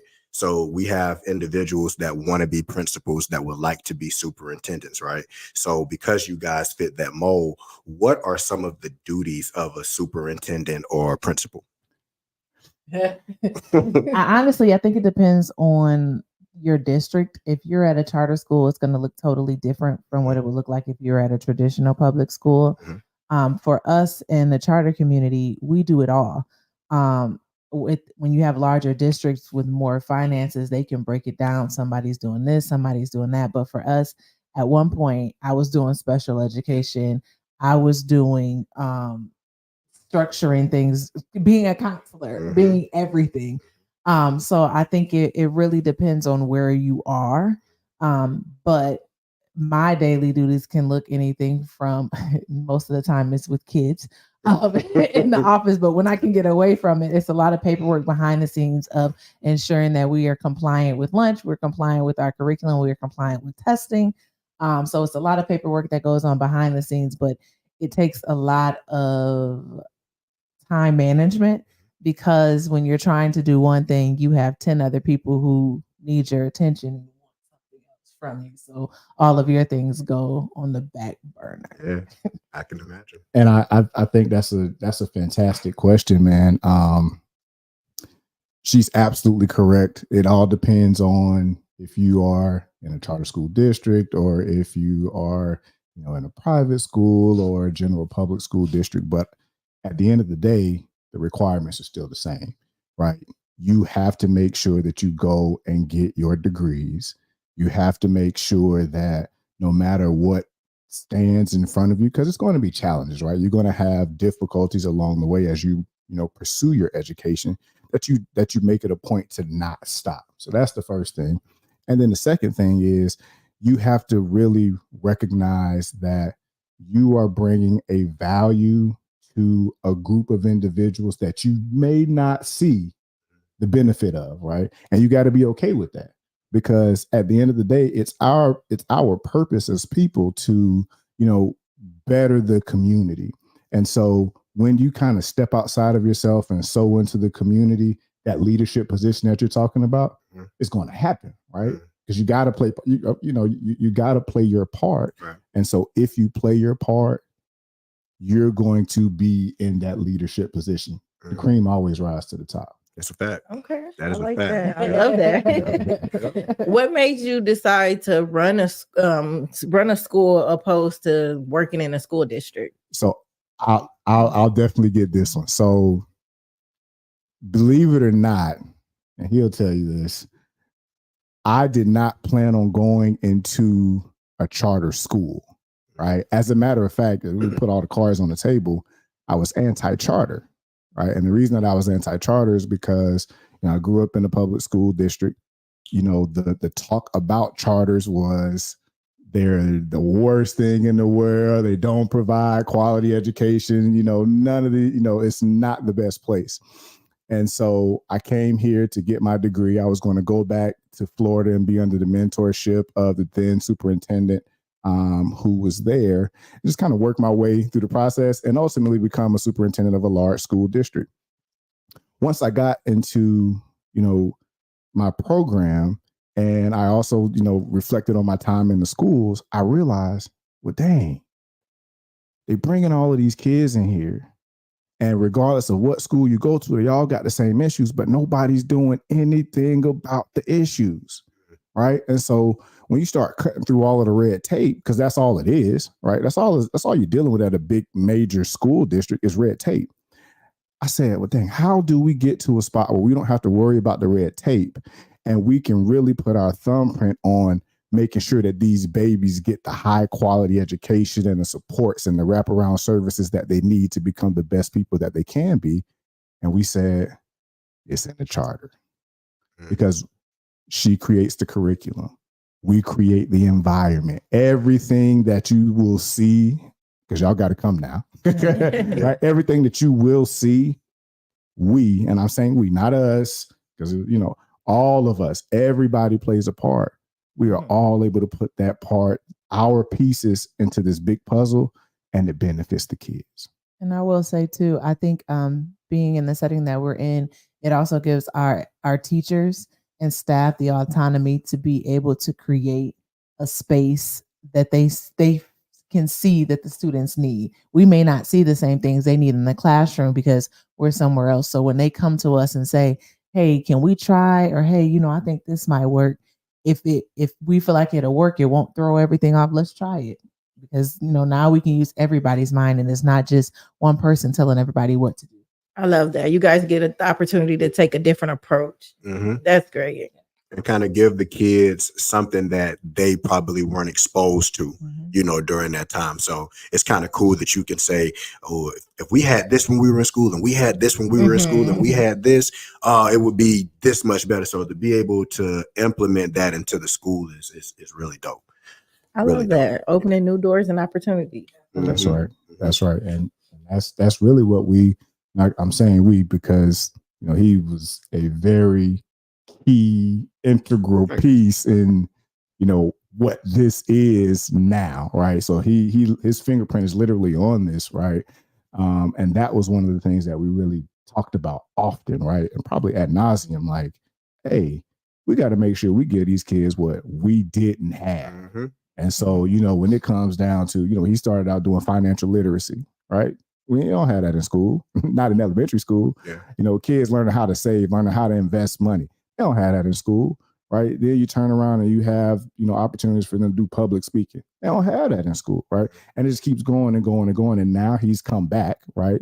He left. He didn't get fired, y'all. Just so y'all know, he left. I know what the talk is. He did not get fired. I know his name Craig. That's why it's Friday. He did not get fired, right? But he came back and he didn't have to. And now he's giving the kids another outlet to work creatively to get those juices flowing and really see that, hey, yes, I am a creative. And yes, my mind can go into so many different ways with his shoe class, right? The kids love it. And they told him, you got to come back again. Yeah. That's the plug. You got to come back again. I will be back. I will be back.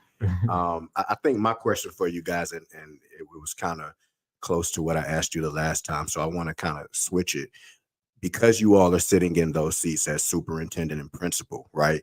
And you told everybody what to expect. What is one of the toughest things that you all experienced initially when you started, right? Because you all had to get to this level. So what was like the one thing, and it could be multiple, the toughest things that you guys had to face as a principal and superintendent? For me, because at the time I was 26, 28, maybe 25. Yeah. 25.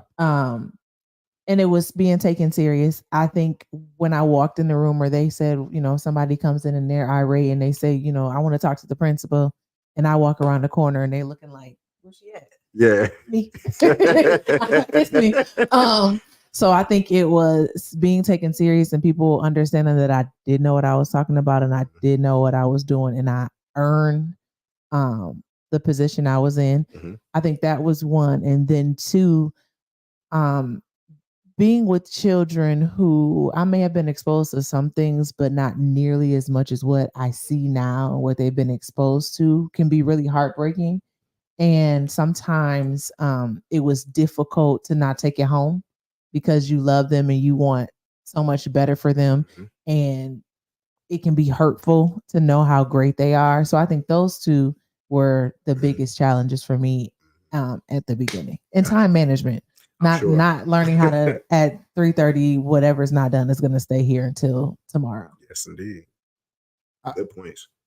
I think the probably the most difficult thing for me was we're a Black school run by Black folks, right? And at that particular time, with a majority Black staff on the Black side of town, right?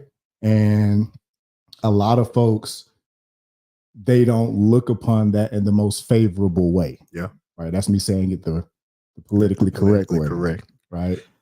But I wanted folks to understand that it don't matter if we're Black, white, Asian, or anything like that. We are here producing quality. Right. And so trying to get folks to understand and see that this is a quality place. That was it was the most difficult piece, right? Because you got to think about it. At that time while we were doing all of this, we're in our doc program. Yeah. Right. And so everybody in our doc program didn't look like us. As a matter of fact, talk that talk. Go ahead. Go ahead. There were literally 3 of us of the same color, and we were in the same program, right? So we were the 2 youngest. And so the thought process that we could be in a leadership position at this young age, unconscionable. Mm-hmm. But then on top of that, the fact that we are in a leadership position on the Black side of town in a spot that is supposed to not be able to flourish, right? It was a heavy push, right? And so trying to just keep that thought process in your mind, like, yeah, they don't see it, Yeah, they don't get it, but they will, right? And so just keeping that going and keeping myself motivated to, try to get to do what I see in my head. Yeah. What are some of your future plans and goals moving forward with your school and or career? Retire by 40. I guess we got to speak it into existence. Yeah, I guess. Babe, I need you to. Boy got some work to do. But besides that, I would say expand and to continue to perfect what we have. I think sometimes when people get into positions where you have like a school or different things, you think that more is better, but sometimes it can be perfecting what you have. So I think that for myself, it's really perfecting what we have while we continue to grow. We spoke the other day just about how it's taken us 11 years to get the staff that we have now. Mm-hmm. Without a doubt, I can turn my back and walk away. And I know they take pride in what they do. So I can trust it with them because they're not going to let it fall on their watch. Mm-hmm. It took a long time. So it's knowing that slow and steady will win the race. So it's just continuing to build, continuing to perfect, continuing to bring in kids and families and parents that want to see a change, that want things that are different. So yeah, that's mine. I think I want to ask you guys something. What's something that you all would want anyone who does not know about Rise and Shine, right? They don't know about Rise and Shine. They haven't heard about Rise and Shine, but they will. But they haven't heard about them to this point, right? And you two are on this platform. What is something that you would want them to know about your institution? If I had to say one thing, okay, if I had to say one thing, it's an institution that's founded in love. I think that is missing in education, right? Because if we are just simply, teaching or talking to the kid is not going to learn. The kid is not going to have a desire to dream. But if they can understand that if they're coming into a place where they feel safe, where they know that they're cared about, that's going to make them want to learn. And if they want to learn, then they will be willing to dream. And if they are willing to dream, then they will be willing to put in the effort to succeed, right? And so they will get to that point of success if they bring their child to where we are, which is the place of love, right? We've all experienced success, and we know that there is a big difference. I heard y'all talking out when we were sitting outside in the green room. I heard y'all talking about all of the teachers that made the impact, right? People make impacts based off of how they made you feel, right? And so when they think about a place that's going to make their child feel loved, they'll know that that's going to translate to them being successful because they'll have that firm foundation for years and years and years to come. Yeah. I love that. I do too. That. All right. Before we go to commercial, we want to shout out our sponsor. Our sponsor is Village Academy, which is a technology-based preschool learning center that provides preschool students hands-on learning with technology. Village Academy recently became a 4-star childcare step up to quality rated childcare center. For more information on enrollment, please contact them at 419-720-5355. That's dope. All right, we're going to go to commercial. We'll be back.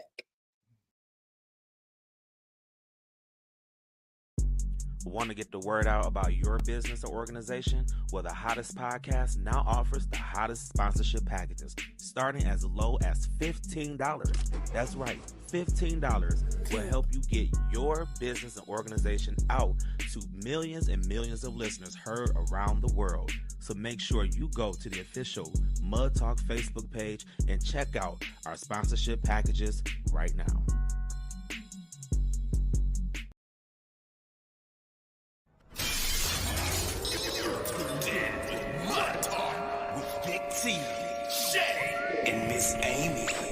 Mud Talk is the only show that brings you the latest in music, news, and fashion, and keeping your ears to the streets while you grind and shine.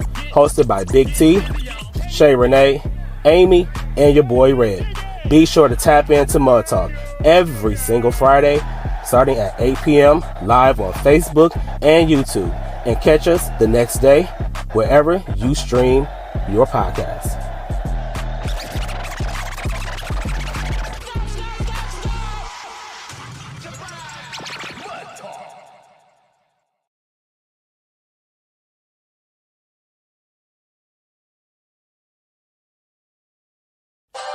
Do you want merch from the hottest podcast that's on your airwaves? Then make sure you head over to the Mud Talk Podcast Facebook page right now and click the merch link.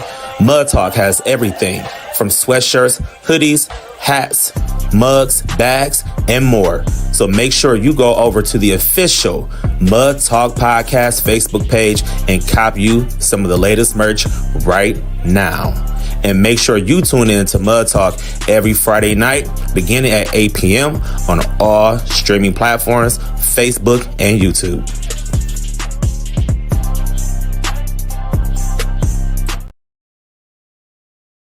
All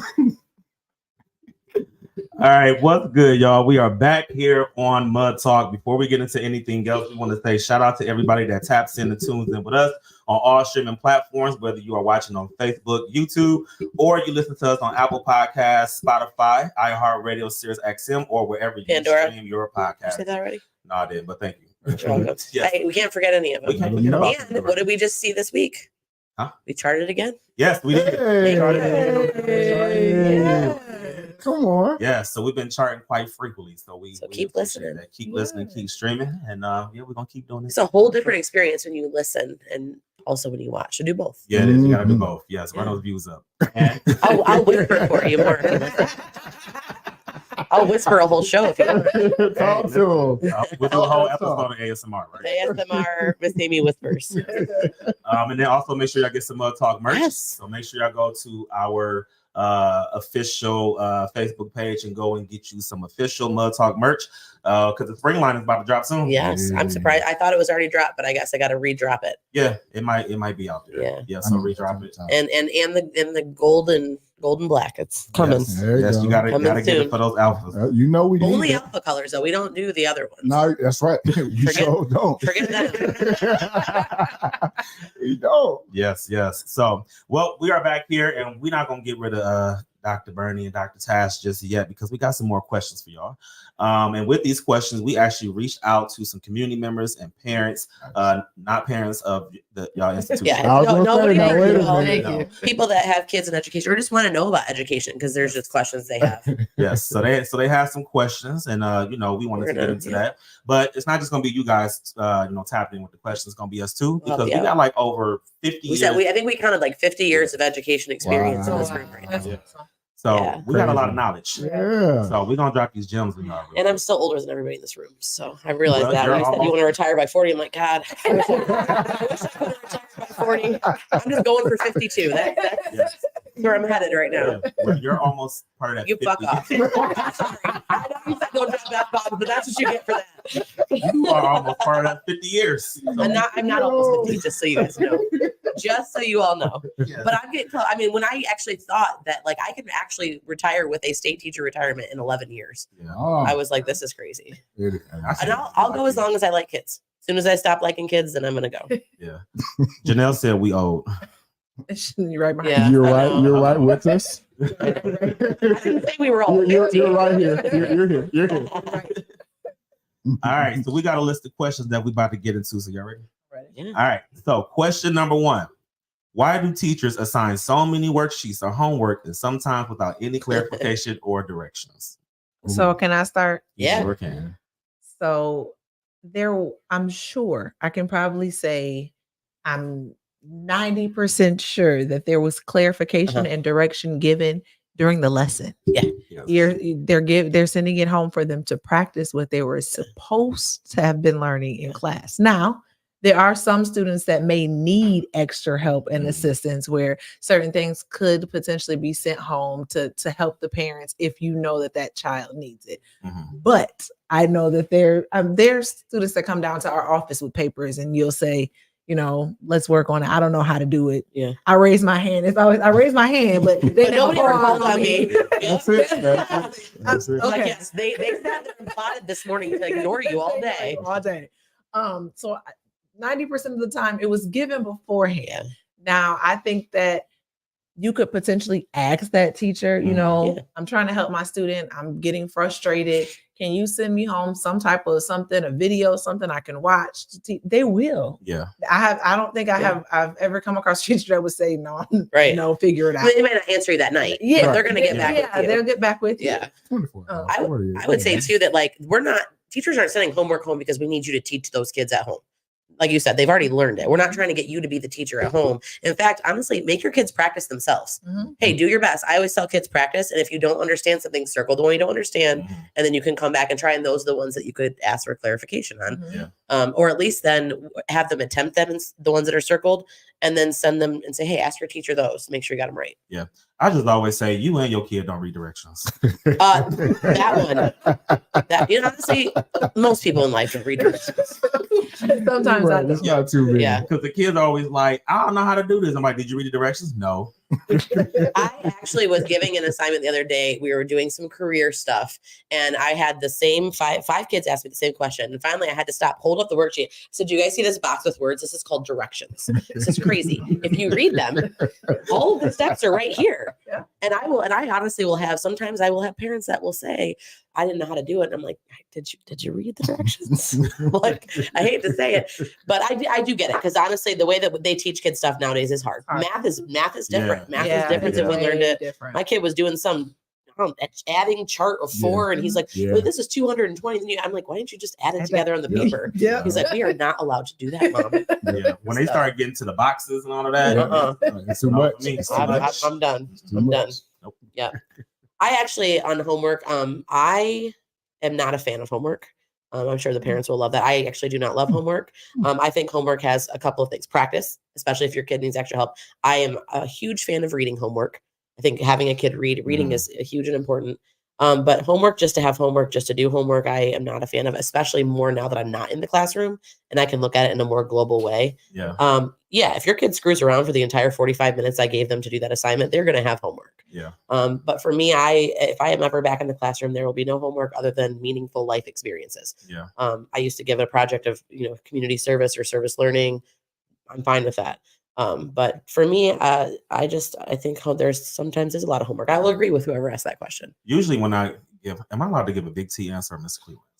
Okay. This is mud talk. Okay. I'm just saying. We're going to blur them. We're in your house today. All right. So normally me as an educator, when I give homework, I usually give a worksheet a day, and it's usually like review. I'm never going to give you something that we discussed in class because 9 times out of 10, like they probably didn't understand it. You know what I'm saying? So if we do something on Monday, I'm not going to give you homework on it today. You know what I'm saying? So it just, to me, like a lot of times I usually just give reviews. So it's like either vocabulary or something that we worked on the previous concept, but I'm not going to give you something that we learned this week because obviously you didn't learn it within the week. You know what I'm saying? So I'm a fan of homework, but I like when it's review stuff and not something that's like, oh yeah, we learned it on Monday and I'm about to give you homework on Wednesday. So yeah, I usually try to give review stuff like that. But I definitely understand, like, some parents are just not down with the homework thing because they're like, you've been in school for 6-7 hours. It's time to spend time with family. And play, because kids learn through play. They absolutely do. But we also have to be mindful, too, that we just came out of a pandemic. Yeah. And our kids are behind, not only just academically, but socially and emotionally. So that time in the classroom, like, I only have my kids for like an hour and a half, 5 days a week. So we have a lot of ground to make up, but it can't just be me within the classroom. It has to be at home as well, too. But that means that, and I don't know, I guess what I find too, and you can show that comment because yeah, Dr. Burney. I was waiting. I was looking at you like I was looking at you like. We can go round and round all day. When I'm done, you will agree with me. I don't think so. I don't know. I think with homework, I'm not saying I'm opposed to homework. I just think that sometimes there's an excessive amount of homework. I've given homework. I will give homework. What I think with what you're saying, I agree with you. The problem is the kids that are behind and need it, you will never get homework from them. You're not. Very rarely. Very rarely. I think you have to create that culture. You do have to create that culture. And this is also, we have to understand too, I am coming from a public school and you're coming from a charter school. There are two very different perspectives. Yes. And I think that's a different part of it too. Not that I'm a fan of both. I'm a fan of whatever educational institution your child thrives at. And that we can't clip that because I don't want to get fired. I mean, sometimes parents are scared to tell me they want to move their kid to a different school, and I will tell them, what do you need from me? Because if your kid is thriving in a charter school, if your kid's thriving in a private school, Christian school, online school, I just want your kid to be successful. Absolutely. So I do think there is a different perspective when it comes to public schools. You know, in a charter school, you do have less kids. In a public school, there is a little bit different red tape and mandates. And I think that sometimes it's good strategic instruction, I think, is going to, with a built relationship, may fill in the gaps, at least the students I work with, more than sending homework home that's not going to get done. It's going to get done wrong, or it's not going to have the care given to it that it needs to. I've just never been a fan of teachers just giving homework on stuff that they learned this week. Like when I worked in the previous institution, they were like, all right, so I'm going to give you guys homework, finish questions 6 through 10. Like, you're giving them homework on something that they just learned today. Like, to me, that makes no sense. You know what I'm saying? And so now they're just going to go home and struggle and just put down whatever they want to put down on the paper. So 6 + 6 is 12, but they put in 82. Like, it's just an insane amount of homework. Like, I mean, my daughter had a math class where she would come home and there was 20 questions, but each 20 question had 5 more questions, and it was all the same math problem, the same skill, the same time. Like 80 times, no joke. And I was like, she does not need to do this 80 times. She got it. And if she did it wrong 80 times. Because I don't know how to do math. I don't know what she Because you have some kids who know how to do it when the teacher's there helping them. But then when they get home, it's like, what? And if she turns around and asks me how to do it, you're on your own. So all right. All right. What's our next question, Ms. Amy? If my child struggled academically this school year, what can I do over the summer to help them?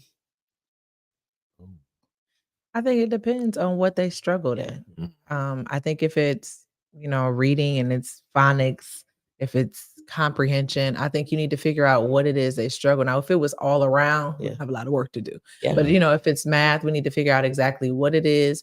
Do we need those basic skills, those base skills? Do we need, to dive deeper? Do I need to hire a tutor? I think first is figuring out what it is that they struggled with, and then kind of breaking it down from there.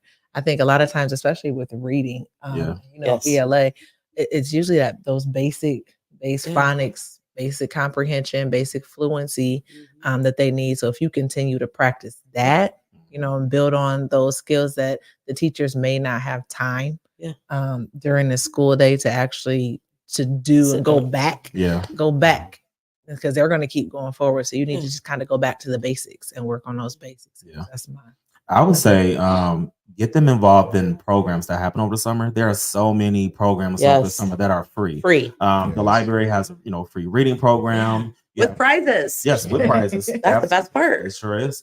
You have programs at different universities. You have summer programs. There are so many different programs that are academic based, but also summer fun learning as well too. So it doesn't have to be them sitting in the classroom and physically learning. It can be a mix of between the two. But I definitely think just letting your child just sit at home and just do nothing. Playing video games the entire summer. And being on TikTok. But we all know that kids lose most of their learning over the summertime too, especially with summertime slide. Yes, absolutely. So definitely get them involved, but also make learning fun. Because they've been in the classroom for 9 months. So the last thing they want to do is be in another classroom for 3 months. So I mean, I would just say read with your kids, because reading is foundational for everything. Absolutely. And when you were talking about fluency, just for people that are wondering, read out loud with them, have them read out loud to you. If it's comprehension they're struggling with, read with them. Like, so what my son and I do is, like, he'll read a chapter, I read a chapter. But at the end of the chapter, hey, what did they just talk about? What did so-and-so do? Have them explain it to you. If they don't know, explain it to them. And not only are you getting to read, they're building fluency or comprehension or both, but also you're getting to spend time with them. It could just simply be 20 minutes just of time, and they will appreciate you for that as well. Get some flashcards. Dollar Tree's got all sorts of flashcards. Well, it's not Dollar Tree no more. I'm sorry, $1.25. You can buy things for $1.25 to $5 because they now have a $5 aisle. But I saw that. But $1.25, you can get some flashcards. I'm not saying you have to don't drill them, don't make it but make a contest out of it. Do it with them. Just make it be a game. Play games. Play Payday, Monopoly, anything where they have to count out money, make money. There are fun educational games that you can get that you can play with kids as well. Scrabble is another one where they have to spell and do words. So make it fun. And I just think to add to that, I mean, you all are absolutely correct, but just so that parents know, or at least can think about it, if you improve a child's reading ability or their ability to critically think, let's say that they are struggling in math, their math scores are going to improve. So, everything that they're saying about reading to them, yes, it's important to read because it also will, assist in every subject area that they're going to deal with in school. Yeah, because if you can't read, you can't do any other subject. Right. Can't do anything in life. Yeah. You can't fill out a job application. Right. You can't read directions. Yeah. Just throwing that out there. I see how you feel about these directions. They always say you say talk to them dirty. Like you really like are you're controlling. I work in a middle school. You're controlling. They don't listen. But you're supposed to talk to them. I do talk to them. Okay. Yeah. In her own way. I'm a counselor, but I also do lessons. Okay. Yeah. All right. I do both. Okay. All right. What you got? Question 3. So what's up with all these snow days, and how do you determine a snow day? Okay, can I say this? I didn't even know about snow days, fog days, or any of those things because I'm from Florida. So even if we have, dense fog, we were not getting out of school. So to come to a place where it's like you get fog days, you get snow days, parents, I don't know what's up with it. But I can tell you this though. Some teachers and some students, when they know that the snow is coming, they're already in our ears like, hey, look, it's going to be hard for all of us to get out of the snow. It's going to be hard for all of us to get back home. We want to make sure that we keep folks safe. So, in all seriousness, the reason that there are a lot of snow days, even if it's no snow on the ground, but it's too cold, it's because we want to make sure that we protect not only the students, but also the teachers and the staff. And it is a hard decision to make. It's not easy. It takes because if you do, you're going to be either wrong way. No matter what. Correct. Yeah. Somebody's mad. Somebody's mad. Somebody's mad. And they need to be understanding too that sometimes you might get it right and sometimes you might get it wrong. That's right. Yeah, because there was definitely this year I was like, there is no snow outside. We shut them at home for the next 4 days. You gonna take it. I love it because he didn't close it starting on Monday. I was like, people have to remember what it was like to be a kid and get a snow day. And then we have adults that are mad. And I'm like, you were that kid watching the TV, getting your snow days. Let our kids have that. Yeah. Right. This was actually one of my FYFs last season, which is one of our segments we do. I want all the people that lie and say, when I was in school, we stood outside. No, you did not. No, you did not. And if you did, I'm sorry that your parents neglected you and just made you go to the bus stop. Like, stop saying that. That didn't happen. And people need to understand that it wasn't safe then. Right. So that doesn't make it right. You know what I'm saying? Like, oh yeah, we were fine, but that doesn't mean it was okay. Yeah. You know what I'm saying? I mean, we had a lot of snow days and fog days and ice days when I was a kid. So I don't know what they're talking about. And there were some times that we didn't have snow days, and I'm like, this definitely should have been a snow day. This is not okay. But I'm walking to school. Right. Yeah. Was it uphill barefoot and a mile uphill barefoot? We had to walk in backwards the in our snow. snow. I want y'all to stop lying. Right. That's what I want y'all to do. Crazy. Absolutely. But yeah, I couldn't imagine like having to make the decision of a snow day. It's very hard. It's pressure. And you're waking up way earlier. You're debating, contemplating, calling your colleagues. Okay, what are you guys going to do? Well, we're waiting on you guys to make it. Do you go drive the streets sometimes or no? Nah. We can see. You're like, I'm just going to look out the window. We watched, we watched the news. Like, because if I go out, we going in. Do you feel pressure from like other districts when you see them closing? Like you're just going to follow? No. It's solely your decision. Yeah. The worst thing though is when you wake up and you don't see that text. Jesus. Or it comes really late. Like I didn't rush off the car. I didn't got dressed. Yeah. But show that comment because let's be real, Ty. This is you. Yes. Ty is one of them. Yeah. I know. I mean, as soon as you said that, I was like, you said staff. What you meant was Ty. He's one. That's my guy. I love waking up at 5:30 in the morning and seeing a dojo notification. I'm like, who's messaging me on dojo at 5:30 in the morning? It's a snow day. Yeah, that's good. That's funny. All right. My child is going into kindergarten next year. What qualities should I be looking for when enrolling my child into a school? I think first, I will go in and meet the teacher. Could be, especially if it's kindergarten. If they're coming from being at a center or somewhere that they've been since they were a toddler or infant, because a lot of these kids have been at the same place for an extended period of time. you're coming from, and then learning the routine, knowing the routine beforehand, because I see so often they have a hard time transitioning. There's no nap. My preschoolers right now, they said they're not going to kindergarten. So they're not going because they want that nap. and they right. said they don't get naps. They're doing they work hard down there, but they're like, yeah, no, we're gonna stay. We get play centers. I think it's finding out the routine so you can start prepping them in the summer. Finding a teacher that's nurturing and loving, because you don't want somebody that's too hard and too, rough and will break your child down from the start. And I think finding a loving environment that's gonna understand and learn your child. I think kindergarten is such a vital year. Yes. You're laying that foundation and you just don't want to do it the wrong way. And I mean, sometimes it's trial and error. Sometimes we gotta, change schools, move. It's not the right place. And I think you have to be okay with figuring out what the right place is. Yeah. And I think to add to that, you want to make sure that you put them in a place where they're being challenged, right? If they're in a place where they're like playing with blocks and toys and they're going outside all day, it's not the right place. But if there is a place where, they're learning their numbers, their colors, they're learning to write their name and all these other important things, and they're able to have fun, that's the place that you want to send them to. Absolutely. Yeah. I mean, I can't really answer that because I've never taught kindergarten. I never taught, but as a mom, I think for me, I think you also need to look at what the school's kindergarten schedule looks like. Because I know with my oldest son, the school I was originally going to put him in had like an all day every other day, but I was a full-time worker, so I couldn't do that. So then I moved him to a school that was all day every day and had an after school program that I could send him to so I could continue to do my job. Does it have all day? Maybe your child needs a half day situation. So is there a kindergarten you can find that does a half day situation? So just looking at and asking what the schedule looks like, what's the before and after care look like, I think is important too. Yeah.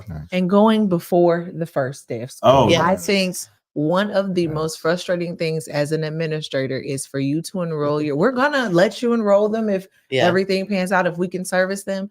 But when you enroll and then you come in on day one, when everything is rolling, you're trying to get everybody in and you want a tour. Yep. Day one, Yeah. come in. We're here all summer. Yeah. Come in, come tour, come speak with us. Come, because trying to do it on that first day, you're not going to get that same feel. We're not going to be able to actually take time out to dedicate to you. So take that time out. Take You're there all summer. They can go come and have the whole hours with you. Literally. Come and sit down. Literally. Yes. And we will make the time for you. Yes. And I'm sure a lot of other places are the same way. Yeah. So, but we've had it where you want to tour day one.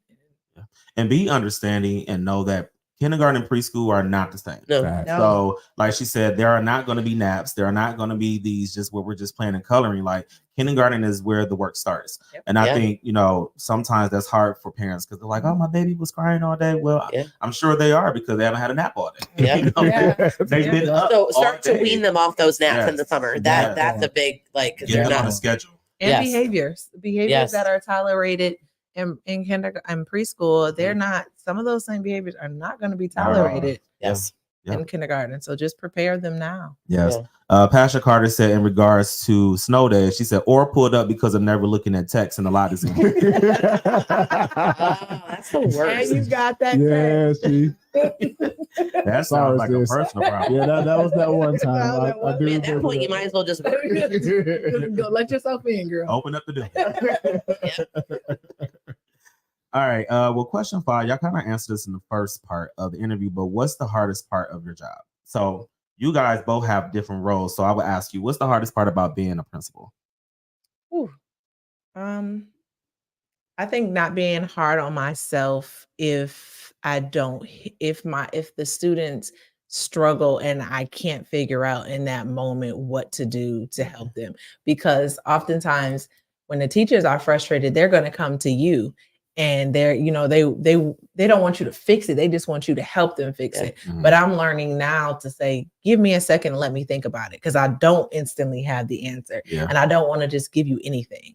So it's not being hard on myself if we have to work together to figure out if my first solution doesn't work, let's go back to the drawing board. Let's ask other people. Let's Mhm. let's see what other people's thoughts are. I think that's one of the hardest things for me is not being so hard on myself if it doesn't look the way I want it to look in that moment. Yeah.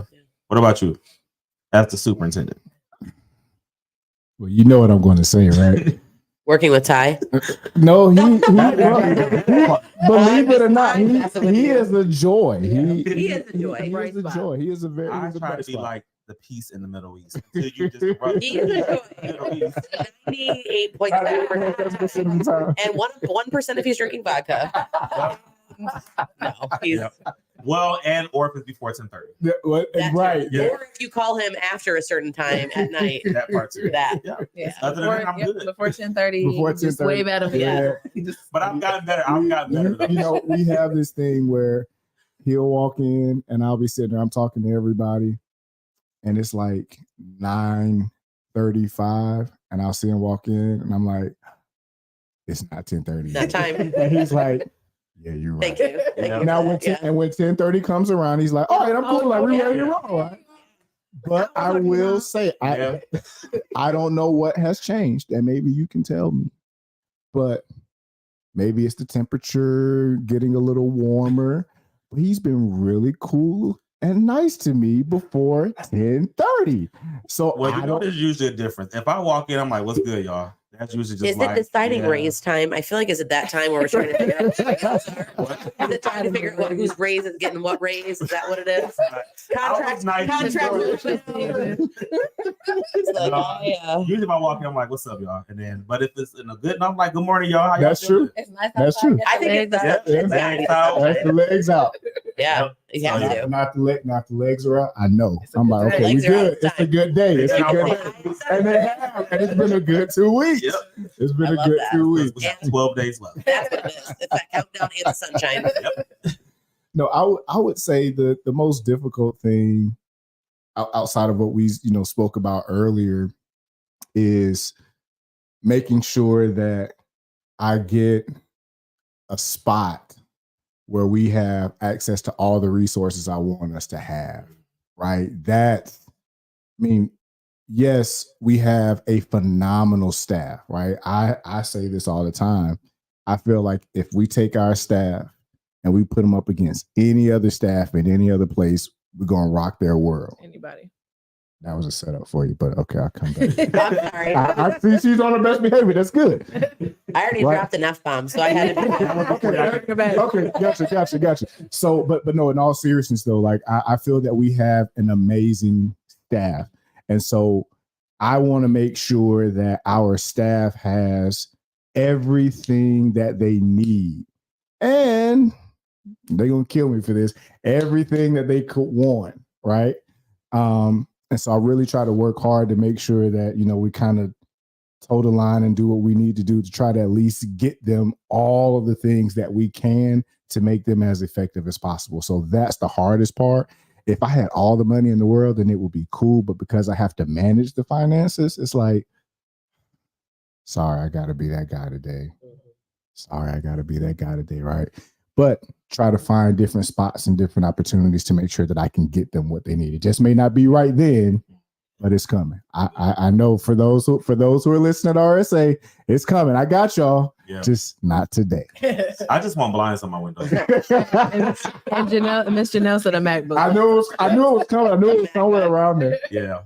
I just want blinds on my windows. We were watching a video one day and I was like, turn the lights off. Can't Turn you- the lights off. And I was like, well, that didn't matter. Can you hang some curtains? I'll get you some curtains. It's like the big it's like old school school. Oh, like real tall. and like the sun shines directly into my room. Yeah. So we were trying to watch a video and I was like, turn the lights off. And I was like, well, that defeats the purpose. Yeah. There's still light in here. That sounds like my first classroom had 16 tall windows all the way across.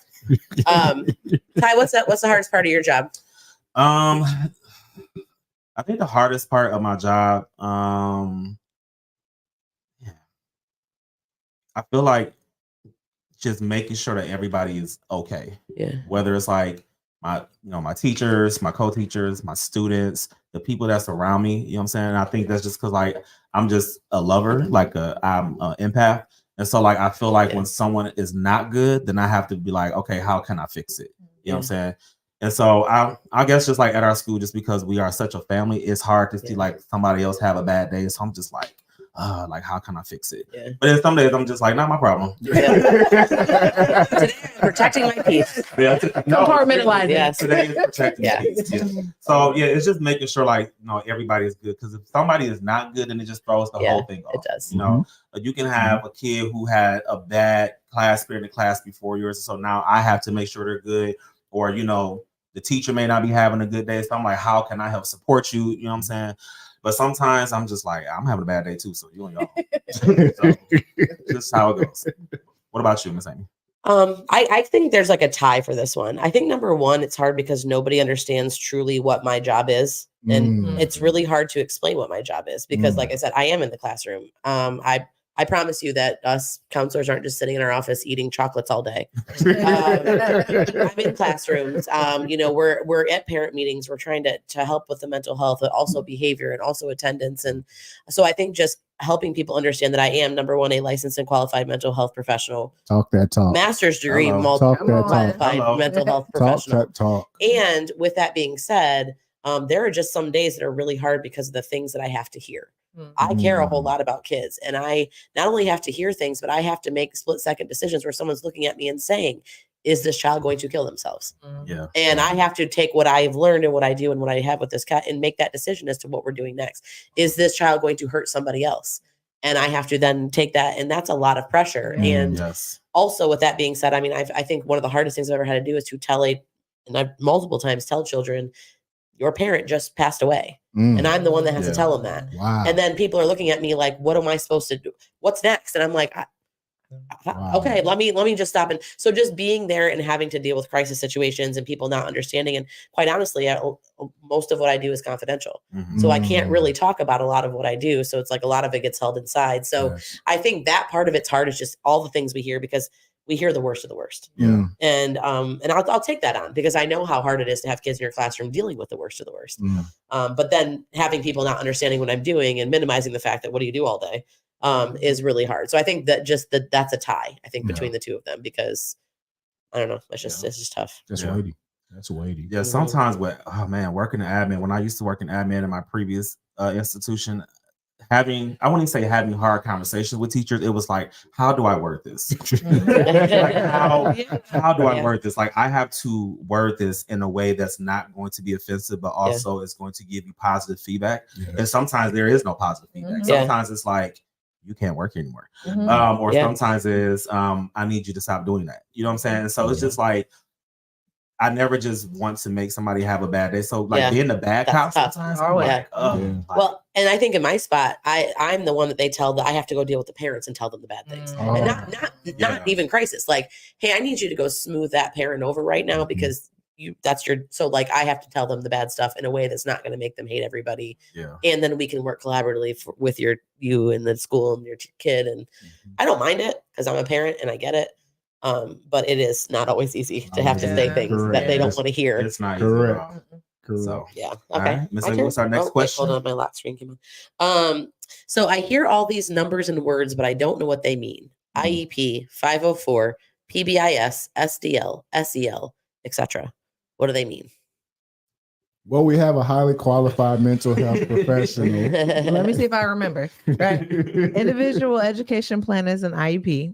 504 plan, I like to think of it as like if a student cannot qualify for an IEP, they may qualify for a 504 plan. So they may not need the same accommodations and modifications that others may need.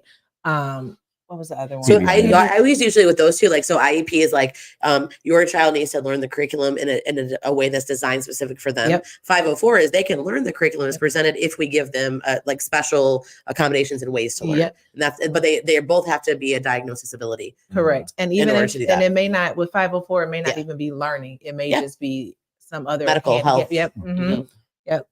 PBIS is positive behavioral system. So like for us at Rise and Shine, we have the school dollars, the school stores, whatever system that you put. We got scratch offs. So if you do, we have like the 10, we have, what is it? They have to be gamble early. If you have a gambling problem, please call. 1-800. I would gamble if they show these qualities. There's some good prizes too. Like I'm kind of jealous of some of those prizes. No, there's 5 different. Like usually, it's the positive behavior has like specific standards you're looking for. Mhm. So whether it's like being responsible, respectful, Yep. and then if they display those, they get points Yep, or points, scratch off yeah, tickets or doja point, whatever. it's focusing on more positive and encouraging positive rather than always focusing on their negative behavior all the time and teaching positive behaviors too. SLD, specific learn. Is that the specific? SDL. I think it's special designed learning. Okay, I didn't know that. That goes with the IEP. Okay, so and I that would don't be know the SEL. instruction that they give with the IEP. And I don't know what SEL. Social emotional learning. That's what I look do. at you. See? That's not mine. That's hers. Yeah. I'm like, what the Well, and SEL? actually, SEL is something that in the next, I think, 2 years, every school has to have a program that they're teaching kids social emotional learning. And a lot of that came out of COVID. People finally realized that kids have emotions and need to talk about them. Oh, look at Janelle. She tapped in. She says special design instruction. Yep. Shout out to the SPED coordinator. Right. Doing her job. Even after hours. I see you. You do that. Right. I see you. Well, we saw you. Are we still on? Yes. Okay. Yeah. All right. Go ahead with number 7, Big T. Oh, number 7. So why don't schools have classes anymore that teach kids they need to know for life, like industrial tech and home economics? Oh, can I answer this one? Because I am a licensed family consumer science teacher. So here's the thing. First of all, they don't call it home economics anymore. It's called family and consumer science. The name changed when I was in high school, which was in the 90s. So they do, a lot of schools still have it, but I will say this.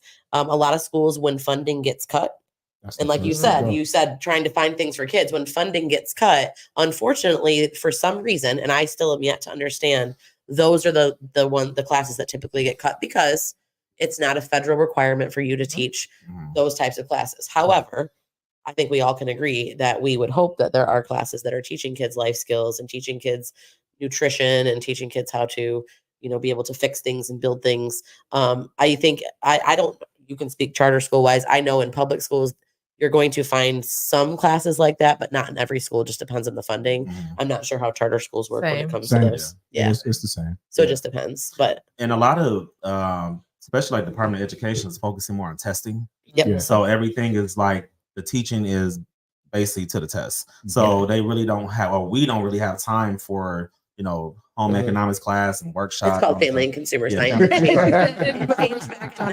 We don't have that in elementary. Right.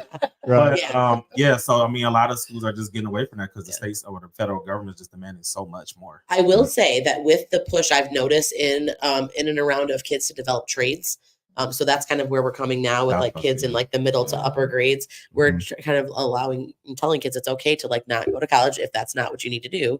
If that's what you need to do, go. Yeah. But with that, I have seen schools starting to bring some of those programs back because I think we're realizing that kids may not always use all of these college prep classes, but they still are going to need to know how to live. Yeah, correct. So now with air fryers and DoorDash, do we need to learn?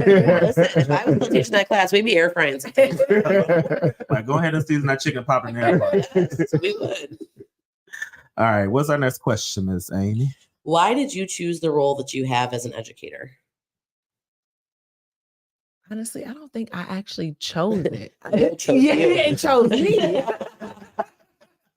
Basically, honestly, I think it was something that I just kind of stepped into, and you go into these things with doubts, like, can I do this? But once you're in that space, it's like, wait, I'm actually kind of good at this. And it's like working and kind of just working your way up. You realize the strengths that you have, and it's really about other people and not necessarily yourself. So I just remove myself from the equation, and what can I do to better service? And this is where I fit. This is how I can provide a service to other people. Yeah. So I got into education. I actually started working in daycare at 19. I worked at the Y for like 3.5 years, 4 years. Yeah, 4 years because I was in college. And then I left there and I was like, man, watching people's kids until late night, like this is not the life. Because our daycare stayed open to 11:30 at night. And we would have kids that would stay like as young as preschool. Like they would stay there till 11:30. Like we had cots and everything. And so I was just like, man, like I like dealing with kids, but like I want to get 3:30. And so I went to a school that's here located in Toledo, Imagine, which one of the schools is not open anymore. But I started working there. I actually started off as a receptionist in the beginning of the school year. And then one of the teachers, like they had to go to Washington. Oh, no, they went to camp. And they were like, we need a sub in the classroom. It's like, can you just hold her down while she's gone? I was like, all right, cool.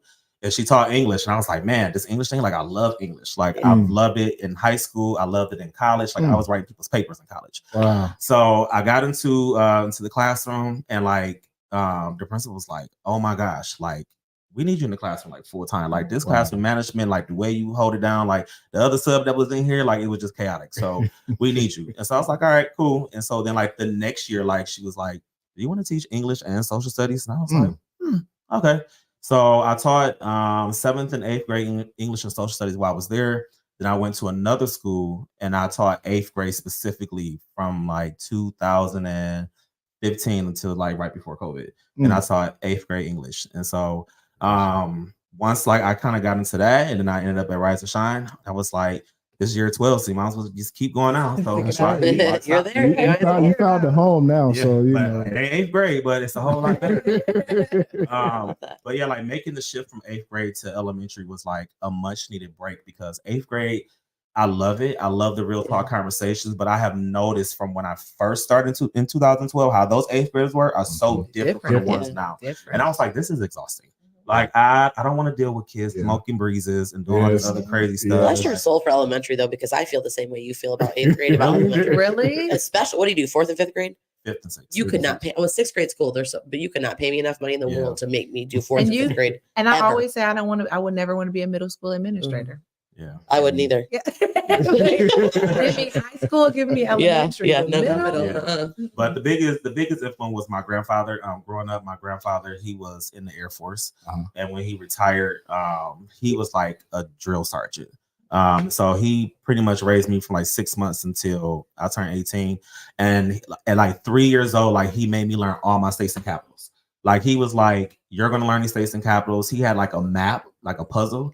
And he would make me learn every single state and capital, and then he would flip it over, and I had to like recognize the state like from the back. That's right. And then like, and you know how like when you were growing up, they'd be like, do that little dance you do. So like when people would come over and be like, name the state and capital, I was like, you're like, all 50? Right? All 50. I'm like, I am not your sideshow Bob with your friends. We're gonna do that later. Well, I mean, I remember about it's happening. No, we're gonna quiz you later. I feel like. But he was like that, and then like even when I got in school, he would like after school, he would be like, all right, when you know what your homework, I need you to go to that table, and for 30 minutes, I need you to read, or I need you to do this or do that. He made me practice handwriting, so like he was just the reason why I went into education, and I think that's why I'm so passionate about my kids in my classroom. Yeah, because he, how he raised me. So yeah, I think along the same lines, as you all kind of spoke about, outside of the fact that my mother was an educator, my grandparents, they didn't have an opportunity to go to they didn't have an opportunity to get past the 6th grade. My mother's parents, and then my father's parents, I think it was the same thing, and then they kind of went back to school later. So my mother's father, he couldn't read, right? And so he taught himself how to read by teaching his children how to read. He would force them to like read the paper, read it to him, and then he kind of worked his way through, and he became this amazing guy. So I'm saying all of that to say this: I got into education because I understood the sacrifice that my family made, right? And I understood that if they couldn't go to school in 6th grade, that was not their choice. It was the law, right? And so I wanted to put myself in a position where kids who are in the 6th grade, they understand that it wasn't always like this, and it could easily be different if you don't do what you're supposed to do in this school. Absolutely. So I wanted to create a place where kids valued learning, where kids valued their history, where kids value the fact that they are individual beings who are destined for greatness. That's one.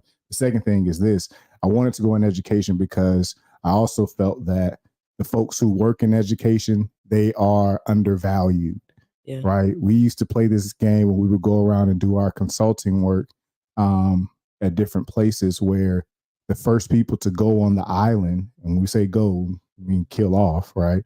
First person to get killed off are the educators. All right, but if you kill off the educators, then how is anybody going to learn? Right? Because you can't teach anybody any type of skills without having some type of education. right? And so I wanted to make sure that we put folks in place where they're able to grow, you know, in leadership throughout the school that we've established, but also to be able to work within their God-given gift. Yeah. I always said, like, you know, that we're underappreciated because y'all had to give us a week to be appreciated. I can't be appreciated all year long. Right. It's like Black History Month. Like, we only gonna celebrate being black on February for 28 days. 28 days. No. So, but no, that's really true though. Like, we are so just underappreciated and underpaid too. Right. So I'm gonna need to say that. Say it louder. Next time. I don't mean that Rise and Shine Academy. I mean, saying in general. Yeah. Give teachers some money. That's right. So I went into education to be a high school teacher. I actually, the teacher that I did not mention earlier, because I talked about it last year, was a teacher who looked at me, and even though I was this wild, crazy, giggly girl that couldn't shut up in the classroom, she was like, "Have you ever thought about being a teacher?" So I went in, she taught life, and I was like, I want to do that. I want to teach high school. I want to teach life. And I loved what I taught. I got to teach classes like teen issues and nutrition and child development and how to live on your own. And it was great. But what I realized as I was doing that was I was giving the education. And when I'm doing a teen issues class and we're talking about depression and suicide, inevitably a kid's going to come to you and say, I'm feeling depressed. So I hated the fact that I had to be like, okay, just chill for a second. Let me walk you down to the counselor. And I'm like, I just wanted to see them through. And I think the other part of that was the quote that says, be who you needed when you were younger. I needed somebody. I needed someone to tell me life. I needed somebody to sit down and say, let me talk to you. Because I was a naughty little kid. And I made bad choices. Ron and Shirley, turn this off. We love Ron and Shirley. We do, but they don't need to know all this. I'm sure they know some of it. But other than that one teacher who's still teaching today, and she's phenomenal. Nobody really ever looked at me and said, like, this is how you get through here. I'm here for you. Let me talk to you. Let me help you understand why you can't sit still in math class because you have ADHD. Nobody ever looked at me. They just said, you're being lazy, you're stupid, you're this, you're that. And I wanted to be something that can empower kids to say, no, we all have our differences. We all have emotions. And with that, I started realizing that there's a whole lot out there with mental health that's just not taught. And I didn't realize that till I got into be a counselor, that I didn't realize how much emotions were hidden and how much we tell kids not to express those emotions. So I still love teaching. I still love that I get to like go in the classrooms and teach. What I don't have to do is grade papers. I don't have to make a lot of parent phone calls about kids' behavior in the classroom. I don't have to do all the things that teachers have to do, but I still get the fun part of like educating and dealing with mental health, even though it can be difficult. So that's why I picked it. All right. Question number 9. So how do you start the process to find out if your child is challenged or special needs? You would really request it from the office. You would write a in writing. Handwritten. Or typed out, if it's in writing, not just verbally. In writing, and then recognize that it's a process. I think that's the biggest thing. A lot of parents think when I, acknowledge it, write this letter, that means tomorrow they're going to get an IEP, and that an IEP is not the end all be all. We still have to work through it and with it. I think those two things. But the first step is to notify the school, write a letter so they can start the process. My favorite is when I would get letters that would be like, I'm requesting an IEP. And then like literally 2 days later, I just want to know how that IEP plan. Hold on. We have 90 days. There's a 90 days. We have 90 days once you write that letter to respond to the letter, hold a meeting, and there's data collection, which is why it seems like it takes forever. Yes. And data collection means we have to try things because an IEP is a piece of paper. There has to be something in it that we're working on to help your kids. So so you don't just get that IEP plan. I've actually had a note that said I want to sign my kid up for that IEP plan. True story. It came to me. I don't even do that, but I was like, do they know this isn't like summer camp? Like this is not how that works. So, but you can write and you would specifically request an evaluation for testing for special education. Use that wording. You're welcome. I'll charge next time. If you didn't know, now you know. Baby. Do schools offer any type of counseling or therapy for children that come to them privately? I think I've answered that. That is my job. I will say this though. Different schools have different services. You just have to know what that looks like. In a public school, you're going to likely have school counselors who are licensed. Typically, they have to be licensed master degree professionals in mental health within schools. So school counselor, sometimes they'll be licensed in both.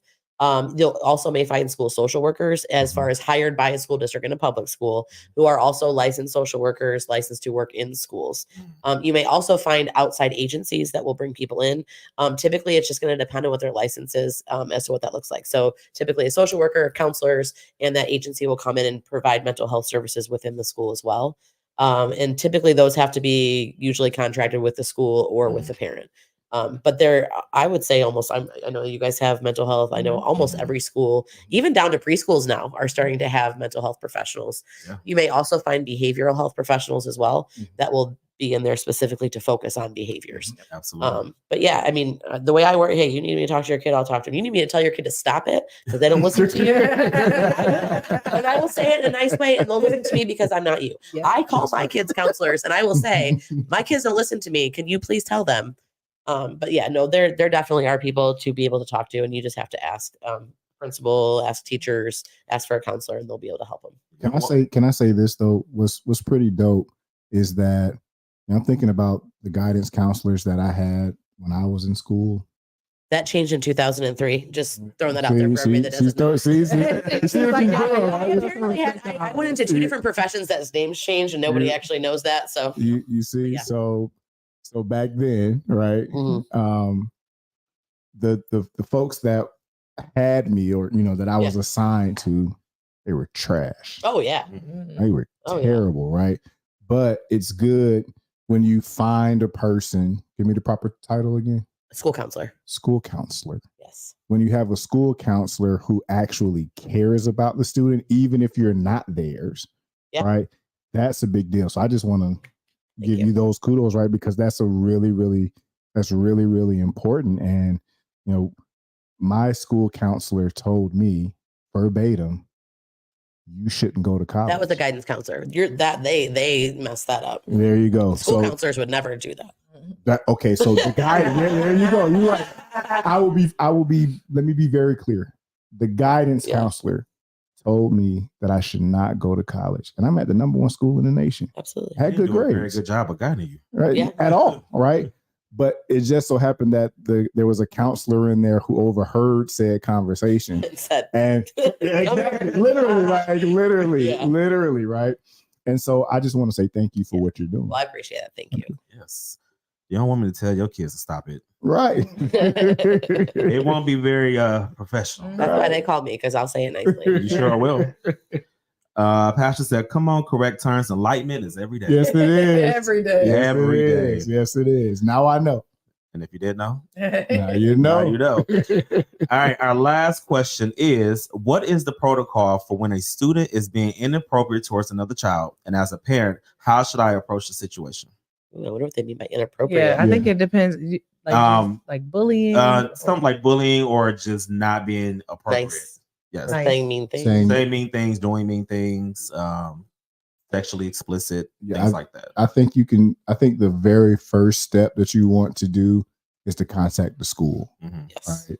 And there are a number of different approaches that you can take when we talk about, contacting the school. You can literally contact the teacher. There are a number of platforms that we have, Dojo, all kind of different things where you can literally directly contact the teacher. Yeah. If that does not seem to work, or it is something that you feel needs to be pushed a little further, you can then call the office, right?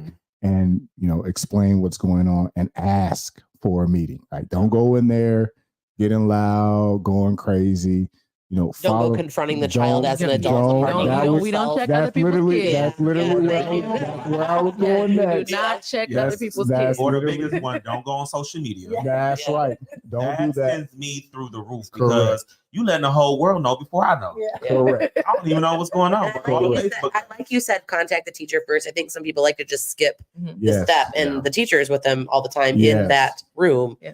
And that's the protocol. And if it was handled, or the teacher knows a little bit and the teacher felt like it was handled, they don't always bring everything to us. So we still have to go back to them to see, did you hear, explain what happened. Correct. Yep. All right. Well, that was our last question for them. It was. See, that wasn't so bad. Thank you. I told y'all. You were Mr. Cleveland today. You feel me? You guys be wild. Yeah. You were I have to be appropriate. I told him this I was morning, I said, scared. I'm going to be nice today. I'm always nice. Yes. I But do have a this or that though, so don't be too. Yeah, no. Yeah. So we have a little game on this show that we like to play called This or That. It's not bad. I It's promise. not bad. I kept it clean. And This or That is where Miss Amy is going to give you two options, and you either got to choose. I'm gonna give it this, or I'm gonna give it that. Okay. And we'll just let you guys both go back and forth. So the first one is coffee bar or open bar. Coffee. I'm for it. Well, I guess I got to go with the open because I don't drink coffee. So he's going open bar. I don't have More a choice. economically I'm going open bar. advantageous. Yeah, you know. I don't know. I'm going coffee bar with some extra. You're gonna put the open bar in the coffee bar. I think the last time I told you I made that drink, you said, "Of course you did," because that's a very white girl drink. I definitely put a little something in my coffee. All right, Italian dinner or steak dinner? I don't eat steak, so Italian. Italian for you. Steak for me. Steak for you. Okay. How do you like the steak? Medium well. Medium well. Oh okay. my lord. Well, I can't say medium rare. Like I don't want it to, Say like medium. I don't want it like. Mine But is you well know when done. you say medium, like they go like medium rare. I do ask. I'm like, how well do you cook your steak? Like, do you know how they know how to cook I this? don't like well You done. gotta know. I don't mind, and I don't mind medium, but it's like it gotta be done. Can't be done. I'm with you on that. correct. Like I don't want it. I'll wrong. say medium, but I'm like, if your cook doesn't know what that means, we need to go. And I don't want to medium. send it back. Like if I have to send it back, then you can just keep it. It's gonna be Yeah, trouble. 'cause I Yeah, don't know. that's right. Just Yeah. keep it. Just keep it. All right, road trip or airplane getaway? Airplane getaway. First class me. So that must be like a family thing because Craig Seal Styles definitely is like he got some frequent flyer miles. Man, this rise and shine place. You trying to come You over? guys Are you trying to come over? Can I get first class? I want to get flued out too. Right. All right, Put so- mine on after. Right. One of these days, Ty, you won't have to. You are working on that. I'm manifesting it. We'll know when you get to when you finally say, "I bought the full ticket." Yep. I did not have to I didn't have to afterpay. That's when you made it. Like, all right, snow day or fog delay? Snow day. Snow day. Yeah, Yeah, I do like a little fog delay. I feel like every day should just be a fog delay. I would definitely take snow because there's a possibility the fog can go away. Correct. Give me the That's snow. true. That's I right. said fog delay, which means you are going in You're after going that. in. Yeah, you're See, I'm going in. stupid. And then those days are just Yeah, I don't know, man. Yeah. I like them because it just goes quick, and the kids actually are. I think they're better. I think we start. I mean, my school starts super early, but I think we start school way too early for kids, anyways. I think we start too early too. Yeah, I don't know what time. Not 10:30. 8:30. 10:30. 9 o'clock at school, you know? I have to be working at 7:10. Really? Mhm. Can you say that one more time? Said it again. I have to be working at 9:10. That's why. Sorry, I was trying to point it out. That's why I don't work there. No, Wow, that's crazy. it's early. That is very- But you know what? 2:15. Ah, No. okay, that's a good choice. Not That's a me. good choice. I mean, I still work, Yeah. long, but like, yeah, out the door at 2:15 if you want. Huh. All right. Cover lunch duty or cover playground duty? When? Like Is it the winter time or is it spring? This is a lot of. I think gotta know. I'll take lunch. I don't mind lunch. It's Yeah. the winter. I'll It's take the lunch. winter. Yeah, I don't mind. Too much be happening at recess. Yeah, I'll Too take much lunch. tea, Too too much much. drama. Yeah. Yeah, it's too much Yeah. unstructured time. Yeah. The loud, the yelling, I don't know if it's a scream of fear Yeah. or happy. Yeah. Yeah. I'm gonna go the opposite way. You're going Yeah. playground. Playground. You'll be outside. I'm gonna be outside. I'm gonna play with them. Yeah. I used to work at Yeah. a school. We had our recess and then lunch, and I was Oh. like, "Oh no!" And guess Were the what? kids more chill or were they not? No, it went down every day at lunch, and I'm like, "Yeah, they didn't- they got it all out." It was so much drama and tea. I was like, "Oh." No. Maybe they should have done before. They like put like recess, lunch, recess. Maybe they should have done that. Well, remember, Split it. I taught 8th grade, so you know it was going. Oh, down you on the can't playground. give them. You can't give them any type of recess. No. Yeah. You need no free time. Mm-mm. No recess. We had that was a PBIS. That was a reward you could earn. Yeah. You could earn that. And I earned that recess. Yeah. All right. Sleep in or get up early. Sleep in. I'm gonna say get up early. We have a 3-year-old, so No. Do you like I mean, that though? You like to get up early? I feel like I can get stuff done. Yeah. By myself, and While I can, he's I still- can think straight. Yeah. My mind is clear. Any opportunity to sleep, I'm going to He's take. sleeping. it. Sleeping. Yeah. Yeah, Same. I'm a sleep in. Yeah. I'm a I'm a night owl. So Me too. Yeah, Yeah. Summertime, I'm like a 4 a.m. and I'll fall asleep and I'll be up at like noon or 1. yeah, that's me. I'm usually get home at 4 during the summertime. Yeah. Just now, AM? Monday through Friday.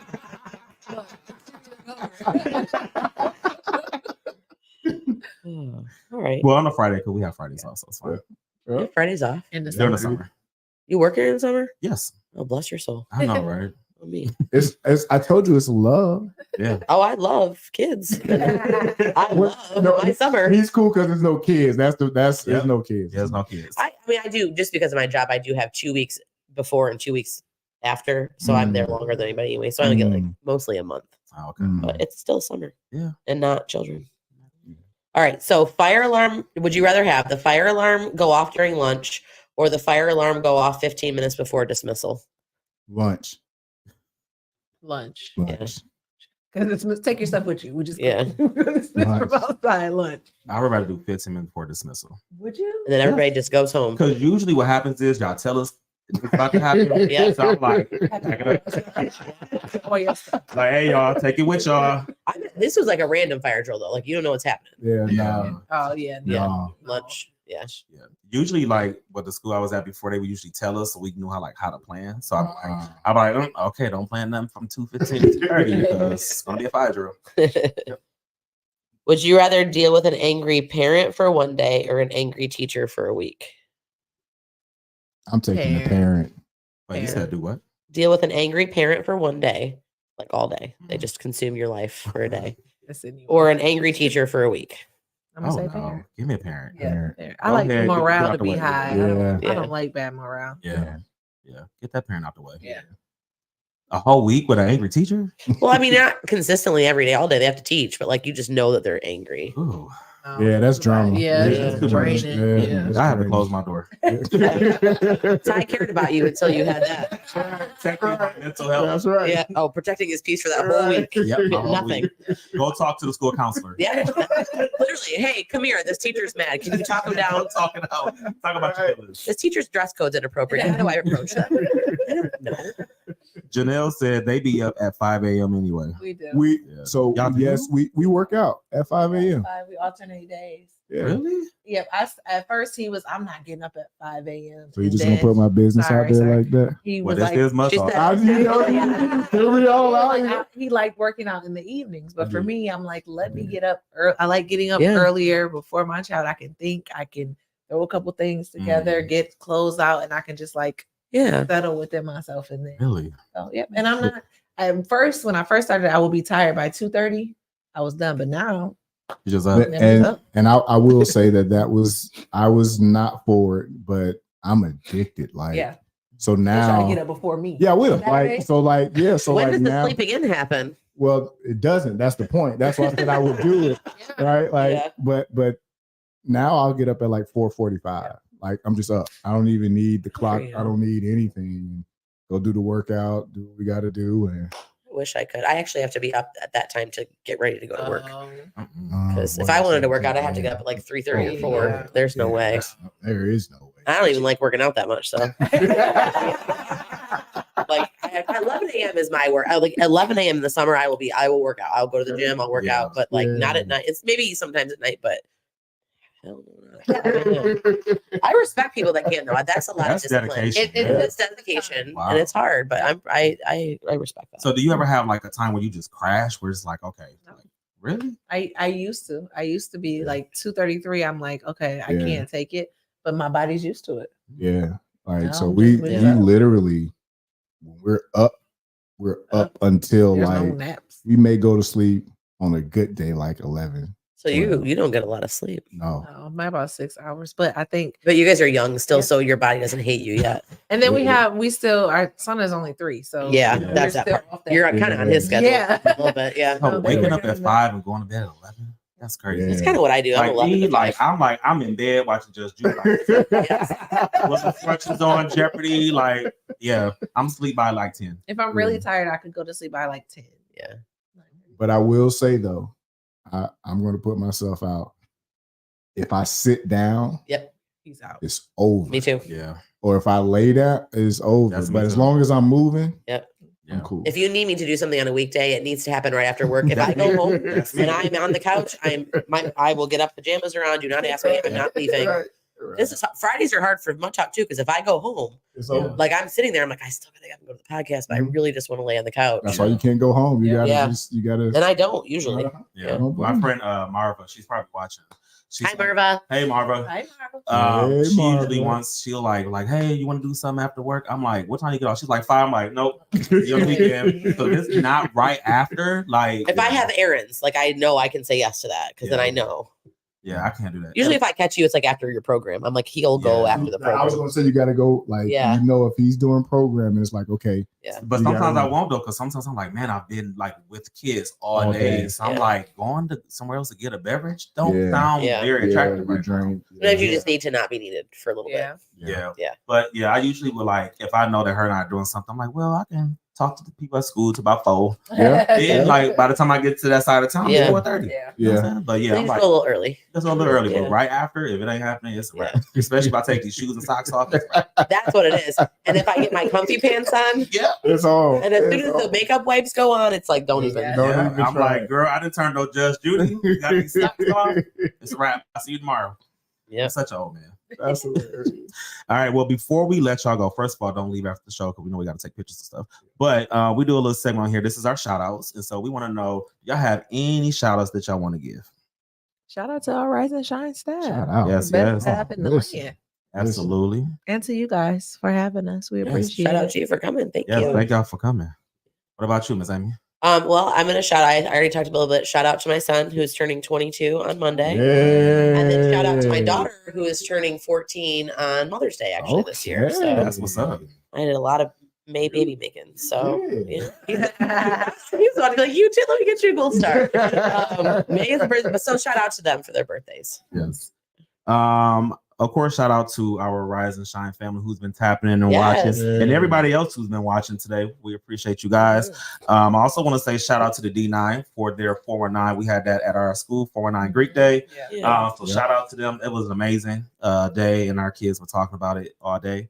And it was the first time that my step teen kids had ever seen anything like that. So now they want to be on Stump the Yard and all that.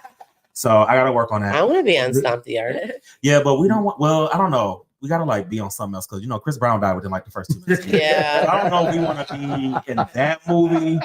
Can we make like Stomp the Yard? Like what number would it be? Like it could be like, remember those Step Up movies? Yeah. It could be like that. It could be Wasn't like Channing Tatum on those. Yeah. He was so sexy. It could be like Stump the Yard out of the project. Like it gotta have like a story. That would make sense. You could be the school counselor. Yeah. And I see you using the proper term. Thank you. Yeah. He's been warned long time. Yes, I've been warned. We could do that. I like that as our Stomp the Yard, education edition or back in the habit or something. But he has a whistle though, so if you're not doing what you're supposed to do, he's going to blow that whistle. I believe it. Yes, you heard what Too Short said. Too Short told me. Blow that whistle. Yes, I'm sure that's exactly what he was talking about. Well, he didn't say what kind of whistle, so we're just gonna go with that. We'll say that. Yes, but yeah, shout out to that, and just shout out to you guys for coming. We appreciate you for coming. And everybody that's been tapping in and tuning in with us today. We appreciate it. And again, shout out to all the educators. And the parents. Shout out to you for too. trusting us with your kids. Yes. Yeah, shout out to the parents because you guys do a lot at home and educating your kids at home. And we thank you for supporting the teachers because without you guys, we won't be able to make it. Just keep your kids at home. And shout out to you because you got like 3 weeks and then all yours. 12 days to be exact. Well, yeah. So 12 I have days it on my for you. board. I think mine's 18, I think, or 19. But yep. So, all right. Well, we're going to go ahead and go to a commercial break, and then we're going to go ahead and end this thing because we got some more shout outs to give with CL Styles and Shay. And so make sure y'all keep it locked right here on Mud.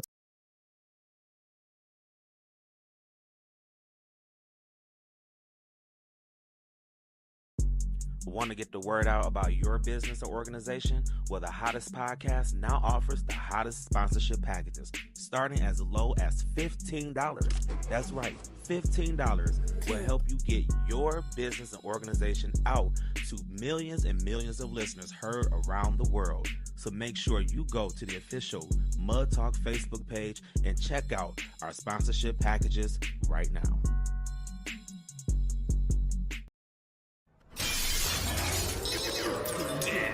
Mud Talk with Big T, Shay, and Miss Amy. Mud Talk is the only show that brings you the latest in music, news, and fashion, and keeping your ears to the streets while you grind and shine. Hosted by Big T, Shay Renee, Amy, and your boy Red. Be sure to tap into Mud Talk every single Friday, starting at 8 p.m. live on Facebook and YouTube. And catch us the next day, wherever you stream your podcast.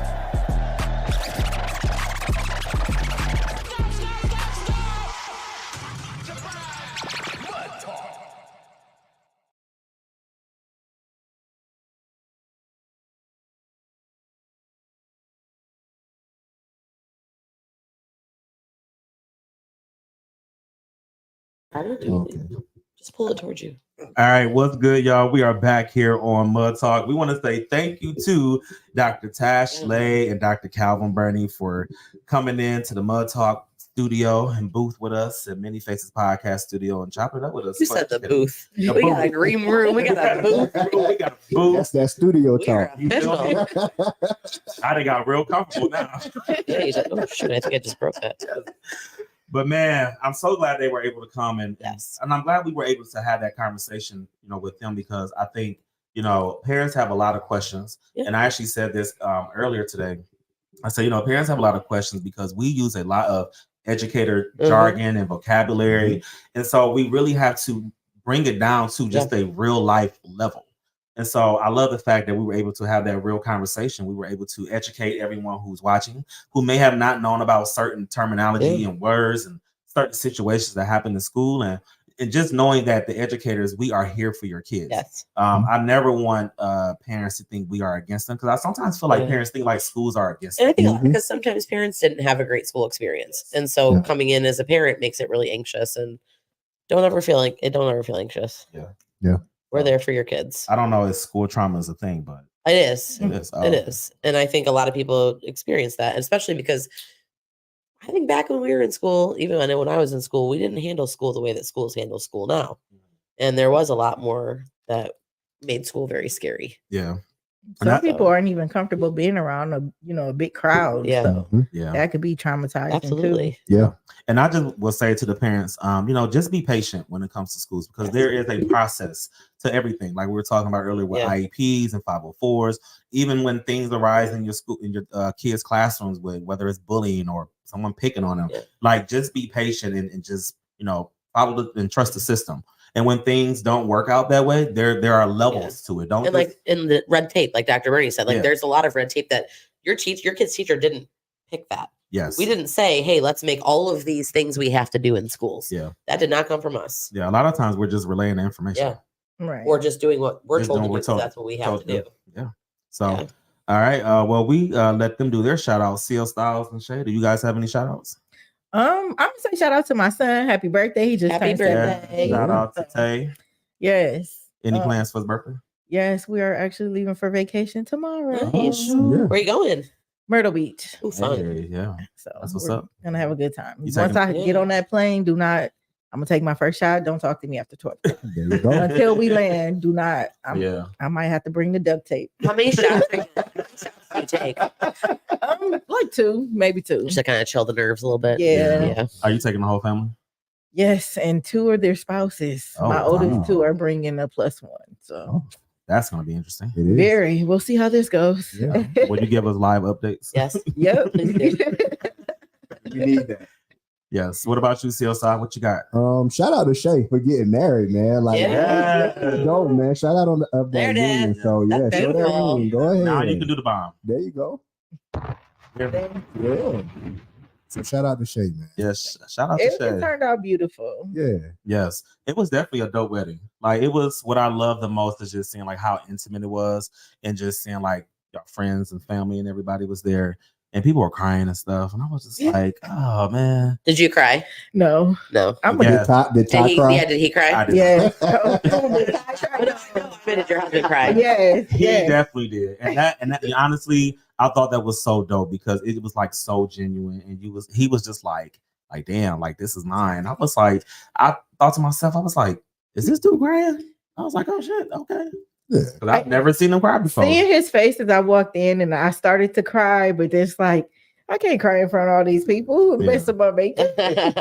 So I had to look away, but Yeah. I definitely, and I'm very nervous. I was very nervous. So Yes. Yeah. And I love the fact that you had like friends and people who were in charge who were so protective of your day. Like, she said, you gonna sit here, you gonna sit here, we Yes. gonna walk like this, you go back out. Like, there was definitely a seating chart. Yes, Now everything didn't go perfectly planned, Yeah. but it was beautiful. Yeah. So and I love the fact that people respected your wishes or what you asked for too. Because you know, sometimes people, when it comes to weddings, they be trying to make your wedding their wedding. Yes. It's just like, oh, like my mama who wouldn't sit down.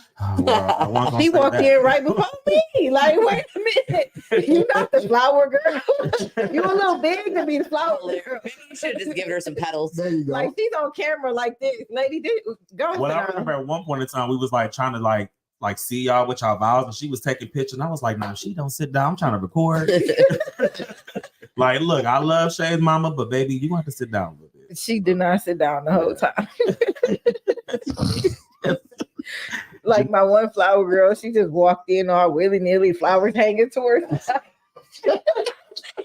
I saw the video. It was just hilarious, but Yeah. everybody was being them, and we Yeah. definitely appreciated everybody who came out and celebrated with us, and everybody who's congratulated us, and we love all of you guys. So Yes, thank you. Yes. Thank I'm so glad I you. got to be there. So thank And you looked absolutely gorgeous. Thank you. Yes. Janelle said, shout out to Crayola. Don't be shouting out Rose I can't Art. shake her right. Rose Art doesn't deserve it. I think, don't we call this cyberbullying at It this is a point? little bit. We do. She has been bullying you through the internet Yes. all I'm just day. gonna get everybody some Crayola and call it a day. Yes. Yes. Well, on our next show, we're going to have Miss Alexia Sims, who's, not only just Miss Alexia Sims, but she is the owner of Many Faces Podcast Studio as well as Village Academy. She is going to be starting the Early Start Mental Health and Behavioral for children. And I thought that was like the perfect segue, because we were just talking about that earlier, about how when it comes to kids and mental health and behavior, it starts early. Yeah. And, we just going to be honest, most adults, a lot of us are walking mental health case. You literally didn't finish that. You're like, a lot of us are just mental. I was trying to think of the all of PG us version. have struggles with mental health. There we go. Yes. But a lot of us have had those struggles since the kids. They Since just we were were- diagnosed. Yeah. And so I love the fact that she's starting a new business for that. So I'm Much very, needed. very excited. Very much needed. And it's going to be launching very soon. So she's going to be on the show in a couple weeks to talk more about that. And then also after that, man, we have our season 3 finale is going to be coming up on May 31st, man. So we got a lot to talk I'm about excited. on season 3. I changed a whole hotel stay for that. I was supposed to be in Columbus, and I She said, did. She's going to be here for I'm the gonna be season here for finale. that. Yes. Red, don't add nothing else up on that board. I got some plans. It's typing away. I don't know. So, well, thank you for everybody for tuning in and tapping in with us here on Mud Talk for the Educators Week. Remember to show your favorite teacher some love. Even if they're not your favorite teacher, just show an educator some love, man. Because you can learn from the teachers that you hated just as much as you learn from the teachers you liked. Yes. You learn what not to do. Yep. So whether it's the card, whether, just a simple thank you, Yeah. just go ahead and show some educators some love. We'll put our cash apps up after the show just in case you want to cash up any of us. Yes. Janelle said Craig will be in Florida. I will be in Florida. You gonna be in Florida for the season finale? I will be. Well, somebody Dang. changed their hotel and somebody said I'm going to be in Florida. No, but I'll be on Zoom. I'll use one of my Zoom days. Talk about a season finale with somebody from being in Florida. Maybe Janelle we just need to fly down there. He planned his vacation a little early. Yeah, he did. Janelle just put you all out on Front Street. She did. It's Janelle life. It's all right, Janelle. We used to Craig tapping in with us through the computer anyway. Yeah. He did like a whole he He's did a like, busy man. My Zoom days. He did like 2-3 whole episodes Yeah. from Florida and teased us the whole 2-3 days. So y'all just need to come down. Well, the season's gonna be over by then. Yeah. So come down in the summertime. I'm coming down to Florida in the summer. I should. Just not where you are. Shay, are you coming? I'm coming. You coming, Red? You Not coming? because of you, but We need to be somewhere where there's palm trees. Well, Florida. Jacksonville is the That's- perfect place for you. Y'all got palm trees? Yeah, of course. why How would they many? not have palm trees? I don't know. They probably got like He's- I Yeah, have palm every trees. time. My mother has palm trees in her front yard. He literally said the next time he's going to sit down, you better be by a palm tree. Oh, You Yeah. promised us palm tree Zoom. Yeah, I got you. well, we'll see. Come on. Oh, yeah. We want to go to the good part of Jacksonville, though.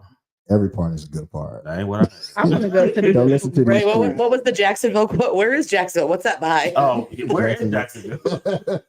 Jacksonville. Oh my God. Somewhere near you. That was a fantastic little quote from. Little quote. We should have clipped that. We should have. Did we clip it? I don't think we did. I think it's because you couldn't hear me say Jacksonville because I wasn't on a mic. Oh yeah. But yeah, I think I tried to. Just so you know, Jacksonville is by Jacksonville. It's by Jacksonville. Yes. It's on the Atlantic side. Yeah. Yeah. Somewhere in Should be on the Florida. Gulf side because that's the better side. I don't know. I like the Gulf side. Okay. I feel like whenever you say like the east side or something, everything just sounds bad. Like you can be like the east side, the east side of Jacksonville, The east side of Florida is Jacksonville, and therefore or you be like, You ain't you know, lying. just anytime you say like the east side of the something, east like, side is something, Yeah. or the north end, yeah, north end or east side. Oh yeah, definitely the north side. Like what you said, the north side of Jacksonville. Nah, I'm good. I'm from the north side. How is it? Oh, I'm good. It's great. I lived on the It's south great. side all my life. How's the east side of Jacksonville? The east side is the east side. He said, "Don't go there." Greg said, "You won't cancel me." The east side is the east side. I'm just gonna go to a different town in Florida that has a different beach. We'll just go to Clearwater. I'm going to see Siesta Key. Oh, Yeah, I'm actually going. We'll talk. Taking my children. No, there's no perch. I'm taking my children. Okay. yeah. All right. Mhm. South side. I mean, South side is cool. Yeah. South. Well, they say South side's the best side, huh? Yeah. And there's a whole song about I mean- the South Side. Well, I mean, it depends. It depends on what city we're talking about with the South side, though. Yeah. Yeah. What city would Definitely. the South Side be bad? Huh? Where would be a bad South Side of a city? I don't know about South Side's not bad. Aren't you from the South? Where are you from? Oh, Oh, that's not too bad. Yeah. are you? Or maybe the east side. I thought you went Yeah. to Libby. Like if you say like East That's the Cleveland. South. Yeah, East Cleveland East is different. Cleveland? I heard. Ooh. No, I heard East Cleveland is an different than the actual- east side of Cleveland. No, yeah, I heard East it's Cleveland's different. its own town. Yeah, I know. See, that's how bad it is. And then the Yeah. east side, but also the east side of Cleveland is also equally as bad. No, it's so many like vacant part. buildings and Yeah. abandoned warehouses. It's terrible. How's the south I've side of never been Flint? up to Flint. I don't know I never been to Flint. either. Yeah. Oh wait, isn't the south side of Chicago really bad? Yeah. That would be the bad one. Yeah. My cousin Okay. used to live there. It's not good. Yeah. But that's also where Barack Obama's from. Michelle Obama. Yeah. I wonder where is the Oprah Winfrey Studios in Chicago? Probably the north end. Probably so. Because that's where all I that think would be the you opposite. That's you where would the love to go. The I way would- your mouth just quivered when you smile, you was like smart. Make sure you clip that. the smile. The smile for me always. Child smile Yeah, so it's- hard. I mean, because we're talking about Does Barack she even Obama. still have studios? I'm sure she does. What is she up to, by the way, nowadays? She has a whole entire network, so she ain't got time She don't for do us. anything. Last time I heard is the color purple. So That's it. Yeah. We Wasn't need that our like 3 years podcast ago? on her network.